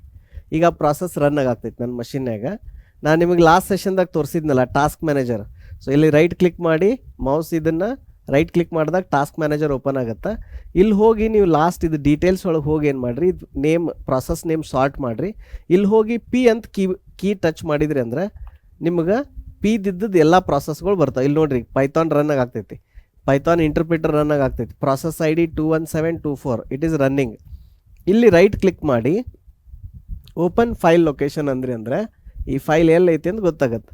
ಸೊ ನನ್ನ ಮಷಿನ್ಯಾಗ ಈ ಡೈರೆಕ್ಟ್ರಿ ಒಳಗೆ ಪೈಥಾನ್ ಇಂಟರ್ಪ್ರಿಟರ್ ಇಲ್ಲಿ ಇನ್ಸ್ಟಾಲ್ ಆಗೈತಿ. ಸೊ ನಾ ಯಾವಾಗ ಅದನ್ನು ರನ್ ಮಾಡಿದ್ನಲ್ಲ ಕಮಾಂಡ್ ಲೈನ್ದಾಗ, ಅವಾಗ ಅದು ಈ ಎಕ್ಸಿಕ್ಯೂಟಬಲ್ ರನ್ ಮಾಡ್ತು. ಈಗ ನಾ ಇಲ್ಲಿ ಹೋಗಿ ಇದನ್ನು ಕ್ಲಿಕ್ ಮಾಡಿದ್ರು ಸಹಿತ ಈ ಥರ ಒಂದು ಕಮಾಂಡ್ ಪ್ರಾಂಪ್ಟ್ ಬರುತ್ತೆ, ಈ ಥರ ಪೈಥಾನದ್ದು ಅಷ್ಟೇ. ಸೊ ಪೈಥಾನ್ದು ಹಿಂಗಾಯಿತು, ಸಿದು ಹಿಂಗಾಯಿತು. ಹಂಗಂದ್ರೆ ಜಾವಾದ ಯಾವ ಥರ ಐತಿ, ಆಲ್ಮೋಸ್ಟ್ ಜಾವಾ ಮತ್ತು ಪೈಥಾನದೊಳಗೆ ಭಾಳ ಡಿಫ್ರೆನ್ಸ್ ಇಲ್ಲ. ಇನ್ ಟರ್ಮ್ಸ್ ಆಫ್ ಅದ್ರ ಡಿಸೈನ್ ಐತಲ್ಲ ಸೇಮ್ ಐತಿ. ಜಾವಾದು ಹೆಂಗಂತಂದ್ರೆ ನಾವು ಜಾವಾ ಒಳಗೆ ಪೈಥಾನದ್ದು ಏನು ಪ್ರಾಬ್ಲಮ್ ಇತ್ತಂದ್ರೆ ಸೋರ್ಸ್ ಕೋಡ್ ಅಲ್ಲಿ ಏನಾಗ್ತಿತ್ತು, ಡೆಸ್ಟಿನೇಷನ್ಗೆ ಹೋಗ್ತಿತ್ತಲ್ಲ, ಅದನ್ನು ಓಪನ್ ಮಾಡಿದವ್ರು ಇಮಿಡಿಯೇಟ್ ಗೊತ್ತಾಗ್ಬಿಡ್ತಿತ್ತಲ್ಲ. ಹೆಂಗೆ ಸಾಲ್ವ್ ಮಾಡಿದ್ರು ಅಂದ್ರೆ ಆ ಪ್ರಾಬ್ಲಮ್ ಜಾವಾದಾಗ ಸಾಲ್ವ್ ಮಾಡಿದ್ರು. ಅದನ್ನು ಟೋಟಲ್ ಮಷಿನ್ ಲೆವೆಲ್ ಲ್ಯಾಂಗ್ವೇಜ್ ಮಾಡೋ ಬದಲಿ ಒಂದು ಇಂಟರ್ಮೀಡಿಯೇಟ್ ಲ್ಯಾಂಗ್ವೇಜ್ ಮಾಡಿದ್ರು. ಸೊ ಅವಾಗ ನೀವು ಜಾವಾ ಕೋಡನ್ನು ಡೆಸ್ಟಿನೇಷನ್ ಕಳಿಸ್ಬೋದು. ಆದ್ರೆ ಅಲ್ಲಿ ಏನು ಮಾಡ್ತಾರೆ, ಅಲ್ಲಿದು ಜಾವಾ ವರ್ಚುವಲ್ ಮಷಿನ್ ಅಂತಾರೆ, JVM ಅಂತಾರೆ. ಆ JVM ಏನು ಮಾಡ್ತೈತೆ ಅಂದ್ರೆ ಜಸ್ಟ್ ಇನ್ ಟೈಮ್ ಕಂಪೈಲೇಷನ್ ಅಂತಾರೆ, ಅದಕ್ಕೆ ಜಿಟ್ ಅಂತಾರೆ. ಸೊ ಅದೇನು ಇಂಟರ್ಮೀಡಿಯೇಟ್ ಕೋಡ್ ಇರ್ತೈತಲ್ಲ, ಆ ಇಂಟರ್ಮೀಡಿಯೇಟ್ ಕೋಡನ್ನು ಮಷಿನ್ ಲೆವೆಲ್ ಲ್ಯಾಂಗ್ವೇಜ್ ಕನ್ವರ್ಟ್ ಮಾಡುತ್ತೆ. ಪ್ಲ್ಯಾಟ್ಫಾರ್ಮ್ ಇಂಡಿಪೆಂಡೆಂಟ್ ಜಾವಾ ಆಗಿದ್ದು ಸೇಮ್ ಟೆಕ್ನಿಕ್ ಪೈಥಾನ್ದವ್ರು ಏನು ಯೂಸ್ ಮಾಡಿದ್ರಲ್ಲ ಅದೇ ಟೆಕ್ನಿಕ್ಕಿಂದನೇ ಆಗೈತಿ. ಆದರೆ ಒಂದು ಫಂಡಮೆಂಟಲ್ ಫ್ಲಾ ಏನಿತ್ತಲ್ಲ ಪೈಥಾನ್ದೊಳಗೆ ಅದನ್ನು ಸಾಲ್ವ್ ಮಾಡಿದ್ರು. ಅದನ್ನು ಡೈರೆಕ್ಟ್ ಓಪನ್ ಮಾಡಿದ್ರೆ ಇಂಗ್ಲೀಷ್ ಫೈಲ್ ಥರ ನೋಟ್ಪ್ಯಾಡ್ದಾಗ ಓಪನ್ ಮಾಡಿ ರೀಡ್ ಮಾಡೋಕ್ಕೆ ಬರಬಾರ್ದು. ಅದನ್ನೊಂದಿಟ್ಟು ಇಂಟರ್ಮೀಡಿಯೇಟ್ ಲ್ಯಾಂಗ್ವೇಜ್ ಮಾಡಿ ಅದ್ರದ್ದು 2 ಅಡ್ವಾಂಟೇಜ್ ಆಯಿತು. ಒಂದು, ಪೈಥಾನ್ ನಾನು ನಿಮ್ಗೆ ಹೇಳ್ದಂಗೆ ಸ್ಲೋ ಐತಿ. ಸೊ ಇದು ಇಂಟರ್ಮೀಡಿಯೇಟ್ ಲ್ಯಾಂಗ್ವೇಜ್ ಇತ್ತಲ್ಲ, ಅದರಿಂದ ಮಷಿನ್ ಲೆವೆಲ್ ಲ್ಯಾಂಗ್ವೇಜ್ ಮಾಡೋಕ್ಕೆ ಒಂದೇ ಸ್ಟೆಪ್ ಅಲ್ಲ. ಸೊ ಅದೇನಾಯಿತು, ಒಂದು ಸ್ವಲ್ಪ ಸ್ಪೀಡ್ ಜಾಸ್ತಿ ಆಯ್ತು ಅದ್ರದ್ದು. ಎರಡನೇದು, ಅದನ್ನು ಎಲ್ಲರೂ ಓಪನ್ ಮಾಡಿ ನೋಡೋಕೆ ಬರಲ್ದಂಗೆ ಮಾಡಿದ್ರು. ಸೊ ಜಾವಾ ಬಗ್ಗೆ ನಾ ಅದ್ರದ್ದು ID ಸೆಟಪ್ ಮಾಡಿ ಅದ್ರ ಕೋಡ್ ಬರೆದು ಅದರ ಡೆಮೋ ನಿಮಗೆ ಡೀಟೇಲಾಗಿ ಅದ್ರ ಜಾವಾದ ಏನು ವಿಡಿಯೋ ಇರುತ್ತಲ್ಲ ಅದರೊಳಗೆ ತೋರಿಸ್ತೀನಿ. ಸೊ ಇದರಿಂದ ನಿಮಗೆ ಒಂದು ಪ್ರೋಗ್ರಾಮಿಂಗ್ ಲ್ಯಾಂಗ್ವೇಜ್ ಬಗ್ಗೆ ವೆರಿ ಹೈ ಲೆವೆಲ್ ಅಂಡರ್ಸ್ಟ್ಯಾಂಡಿಂಗ್ ಬಂತು ಅನ್ಕೋತೀನಿ. ಮೊನ್ನೆ ಒಬ್ಬರು ಕೇಳಿದ್ರು ನನಗೇನು ಪ್ರಶ್ನೆ ಅಂದ್ರೆ, ನಾವು ಯಾಕೆ ಕನ್ನಡದಲ್ಲಿ ಕೋಡಿಂಗ್ ಮಾಡಬಾರ್ದು ಅಂತಂದು. ಅದಕ್ಕೆ ನಾ ಏನು ಮಾಡೇನಿ ಅಂದ್ರೆ ಒಂದು ಸಣ್ಣದು ಕನ್ನಡದಾಗ ಪ್ರೋಗ್ರಾಮ್ ಬರ್ದೇನಿ ಪೈಥಾನ್ದು. ಅದನ್ನೀಗ ನೋಡು ರನ್ ಮಾಡಿ ಅದು ವರ್ಕ್ ಆಗುತ್ತಾ ಇಲ್ಲ ಅಂತಂದು. ಇದು ಪ್ರೋಗ್ರಾಮ್ ಬಹಳ ಸರಳವಾದ ಪ್ರೋಗ್ರಾಮ್ ಐತಿ. ಇದರೊಳಗೆ ಏನಂತಂದ್ರೆ 2 ಫಂಕ್ಷನ್ಸ್ ಇಂಪ್ಲಿಮೆಂಟ್ ಮಾಡೇವಿ. ಒಂದು, ಇವುಗಳ ಮೊತ್ತ ಕಂಡು ಹಿಡೀರಿ ಅಂತ, ಸಂಖ್ಯೆ 1 ಸಂಖ್ಯೆ 2 ಇದು 2 ಸಂಖ್ಯೆ ತೊಗೊಳುತ್ತೆ, ಅದರದ್ದು ಮೊತ್ತ ಕಂಡು ಹಿಡಿದು ಅದನ್ನು ವಾಪಸ್ ರಿಟರ್ನ್ ಮಾಡುತ್ತೆ. ಆಮೇಲೆ ಇದನ್ನು ಪ್ರಿಂಟ್ ಮಾಡು, ಇದಕ್ಕೆ ಯಾವ ನೀವು ಇಲ್ಲಿ ಪದಗಳನ್ನು ಕೊಡ್ತೀರಲ್ಲ ಆ ಪದಗಳನ್ನು ಪ್ರಿಂಟ್ ಮಾಡುತ್ತೆ. ಈ ಥರ 2 ಫಂಕ್ಷನ್ಸ್ ಅದಾವೆ. ಆಮೇಲೆ ಈ ಫಂಕ್ಷನ್ಸ್ಗೆ ನಾ ಇಲ್ಲೊಂದು ವೇರಿಯೇಬಲ್ ಡಿಕ್ಲೇರ್ ಮಾಡೇನಿ, ಪದಗಳ ಒಳಗೆ ಬನ್ನಿ ಕನ್ನಡದಲ್ಲಿ ಕೋಡಿಂಗ್ ಕಲಿಯೋಣ ಅಂತ. ಈ ವೇರಿಯೇಬಲನ್ನು ಪದಗಳನ್ನು ಏನು ಮಾಡಾಕ್ತೇನೆ, ಈ ಫಂಕ್ಷನ್ಗೆ ಪಾಸ್ ಮಾಡಾಕ್ತೇನೆ. ಮೊತ್ತ ಅಂತ ಒಂದು ವೇರಿಯೇಬಲ್ ಐತಿ, ಇದು ಏನಂತಂದ್ರೆ ಇವುಗಳ ಮೊತ್ತ ಕಂಡು ಹಿಡಿ ಅಂತ ಒಂದು ಫಂಕ್ಷನ್ ಇಲ್ಲಿ ಮೇಲೆ ಬರ್ದಿದ್ದಲ್ಲ, ಈ ಫಂಕ್ಷನನ್ನು ಕಾಲ್ ಮಾಡಾಕ್ತೈತಿ. ಅದಕ್ಕೆ 2 ವ್ಯಾಲ್ಯೂಸ್ ಪಾಸ್ ಮಾಡಾಕ್ತೇವೆ. ಆ ಬಂದಂಥ ಮೊತ್ತವನ್ನು ನಾವು ಆಮೇಲೆ ಮತ್ತೆ ಪ್ರಿಂಟ್ ಮಾಡಾಕ್ತೇವೆ. ಸೊ ಇಷ್ಟು ಇದು ಕೋಡ್ ಐತಿ, ಅತಿ ಸಿಂಪಲ್ ಅಥವಾ ಸರಳ ಆದಂಥ ಕೋಡು. ಈಗ ಇದನ್ನು ರನ್ ಮಾಡಿ ನೋಡೋಣ ಅಂತ. ಬರ್ರಿ ಈಗ ಈ ಪ್ರೋಗ್ರಾಮನ್ನು ನಾವು ಪೈಥಾನ್ ಇಂಟರ್ಪ್ರಿಟರ್ಗೆ ಕಮಾಂಡ್ ಲೈನ್ ಒಳಗೆ ಕೊಟ್ಟು ರನ್ ಮಾಡಿ ನೋಡೋಣ ಅಂತ ಫಸ್ಟ್. ಸೊ ನಾನು ಫಸ್ಟ್ ಏನು ಮಾಡ್ತೀನಿ, ಫೈಲ್ ಪಾತ್ ಕಾಪಿ ಮಾಡ್ತೀನಿ, ಮಾಡಿ ಕಮಾಂಡ್ ಪ್ರಾಂಪ್ಟಿಗೆ ಹೋಗಿ ಈ ಪಾತ್ದೊಳಗೆ ನನ್ನ ಲ್ಯಾಪ್ಟಾಪ್ನಾಗ ಪೈಥಾನ್ ಇಂಟರ್ಪ್ರಿಟರ್ ಇನ್ಸ್ಟಾಲ್ ಆಗೈತಿ. ಆ ಇಂಟರ್ಪ್ರಿಟರ್ಗೆ ನಾನು ಏನು ಮಾಡಾಕ್ತೇನೆ, ನಂದು ಎಲ್ಲಿ ಕೋಡ್ ಬರ್ದೇನಲ್ಲ ಆ ಕೋಡ್ ಪಾತ್ ಕೊಡಾಕ್ತೇನೆ, namaste.py. ಸೊ ಈ ಫೈಲ್ ಹೆಸರು namaste.py. ಆ್ಯಕ್ಚುಲಿ ಪ್ರೋಗ್ರಾಮ್ ವರ್ಕ್ ಆಯ್ತು ರೀ. ಬನ್ನಿ ಕನ್ನಡದಲ್ಲಿ ಕೋಡಿಂಗ್ ಕಲಿಯೋಣ. ಮೊತ್ತ 25. ಆದರೆ ಇಲ್ಲಿ ಫಾಂಟ್ ನೋಡಿರಿ, ಏನಂದ್ರೆ ಅದ್ರದ್ದು ಡಿಫಾಲ್ಟ್ ಫಾಂಟ್ ಏನೈತಲ್ಲ ಇದಕ್ಕೆ ಕಮಾಂಡ್ ಲೈನ್ ಇದ್ರೊಳಗೆ, ಆ ಫಾಂಟು ಇದನ್ನು ಇನ್ನೂ ಕರೆಕ್ಟಾಗಿ ಹ್ಯಾಂಡಲ್ ಮಾಡ್ತಿಲ್ಲ. ಇದು ವಿಂಡೋಸ್ದು ಡಿಫಾಲ್ಟ್ ಇದು ಯಾವ ಫಾಂಟ್ ಯೂಸ್ ಮಾಡುತ್ತಂತ ನೋಡಿಕೊಂಡು ಅವ್ರಿಗೆ ಇದು ಫೀಡ್ಬ್ಯಾಕ್ ಕೊಟ್ಟರೆ ಮೋಸ್ಟ್ಲಿ ಪ್ರಿಂಟ್ ಇದನ್ನು ಫಿಕ್ಸ್ ಮಾಡ್ಬೋದು. ಆದ್ರೆ ವಿಜುವಲ್ ಸ್ಟುಡಿಯೋ ಕೋಡ್ ಏನು ಸಾಫ್ಟ್ವೇರ್ ಇದೆಯಲ್ಲ ನಾ ಯೂಸ್ ಮಾಡೋದು, ಅದು ಮಾತ್ರ ಇದನ್ನು ಸರಿಯಾಗಿ ತೋರಿಸ್ತಿದೆ. ನಾ ಇಲ್ಲಿ ಹೋವರ್ ಮಾಡಿದ್ರೆ ನೋಡಿರಿ, ಇದನ್ನು ಪ್ರಿಂಟ್ ಮಾಡುವಂಥ ಡೆಫಿನಿಷನ್ ಅಂತ ಹೇಳ್ತಿದೆ, ಫಂಕ್ಷನ್ಗಳು. ಆಮೇಲೆ ಈಗ ಈ ಫಂಕ್ಷನ್, ಇನ್ನೊಂದು ಫಂಕ್ಷನ್ ಯಾವುದು, ಇವುಗಳ ಮೊತ್ತ ಕಂಡುಹಿಡೀರಿ. ಸೊ ಇದನ್ನು ಅದು ಕರೆಕ್ಟಾಗಿ ವಿಜುವಲ್ ಸ್ಟುಡಿಯೋ ಕೋಡ್ ಮಾತ್ರ ತೋರಿಸ್ತಿದೆ. ಈ ಪ್ರೋಗ್ರಾಮನ್ನು ಡಿಬಗ್ ಮಾಡೋದು ತೋರಿಸ್ತೀನಿ ನಿಮಗೆ. ಇಲ್ಲೊಂದು ಬ್ರೇಕ್ ಪಾಯಿಂಟ್ ಸೆಟ್ ಮಾಡೋಣ.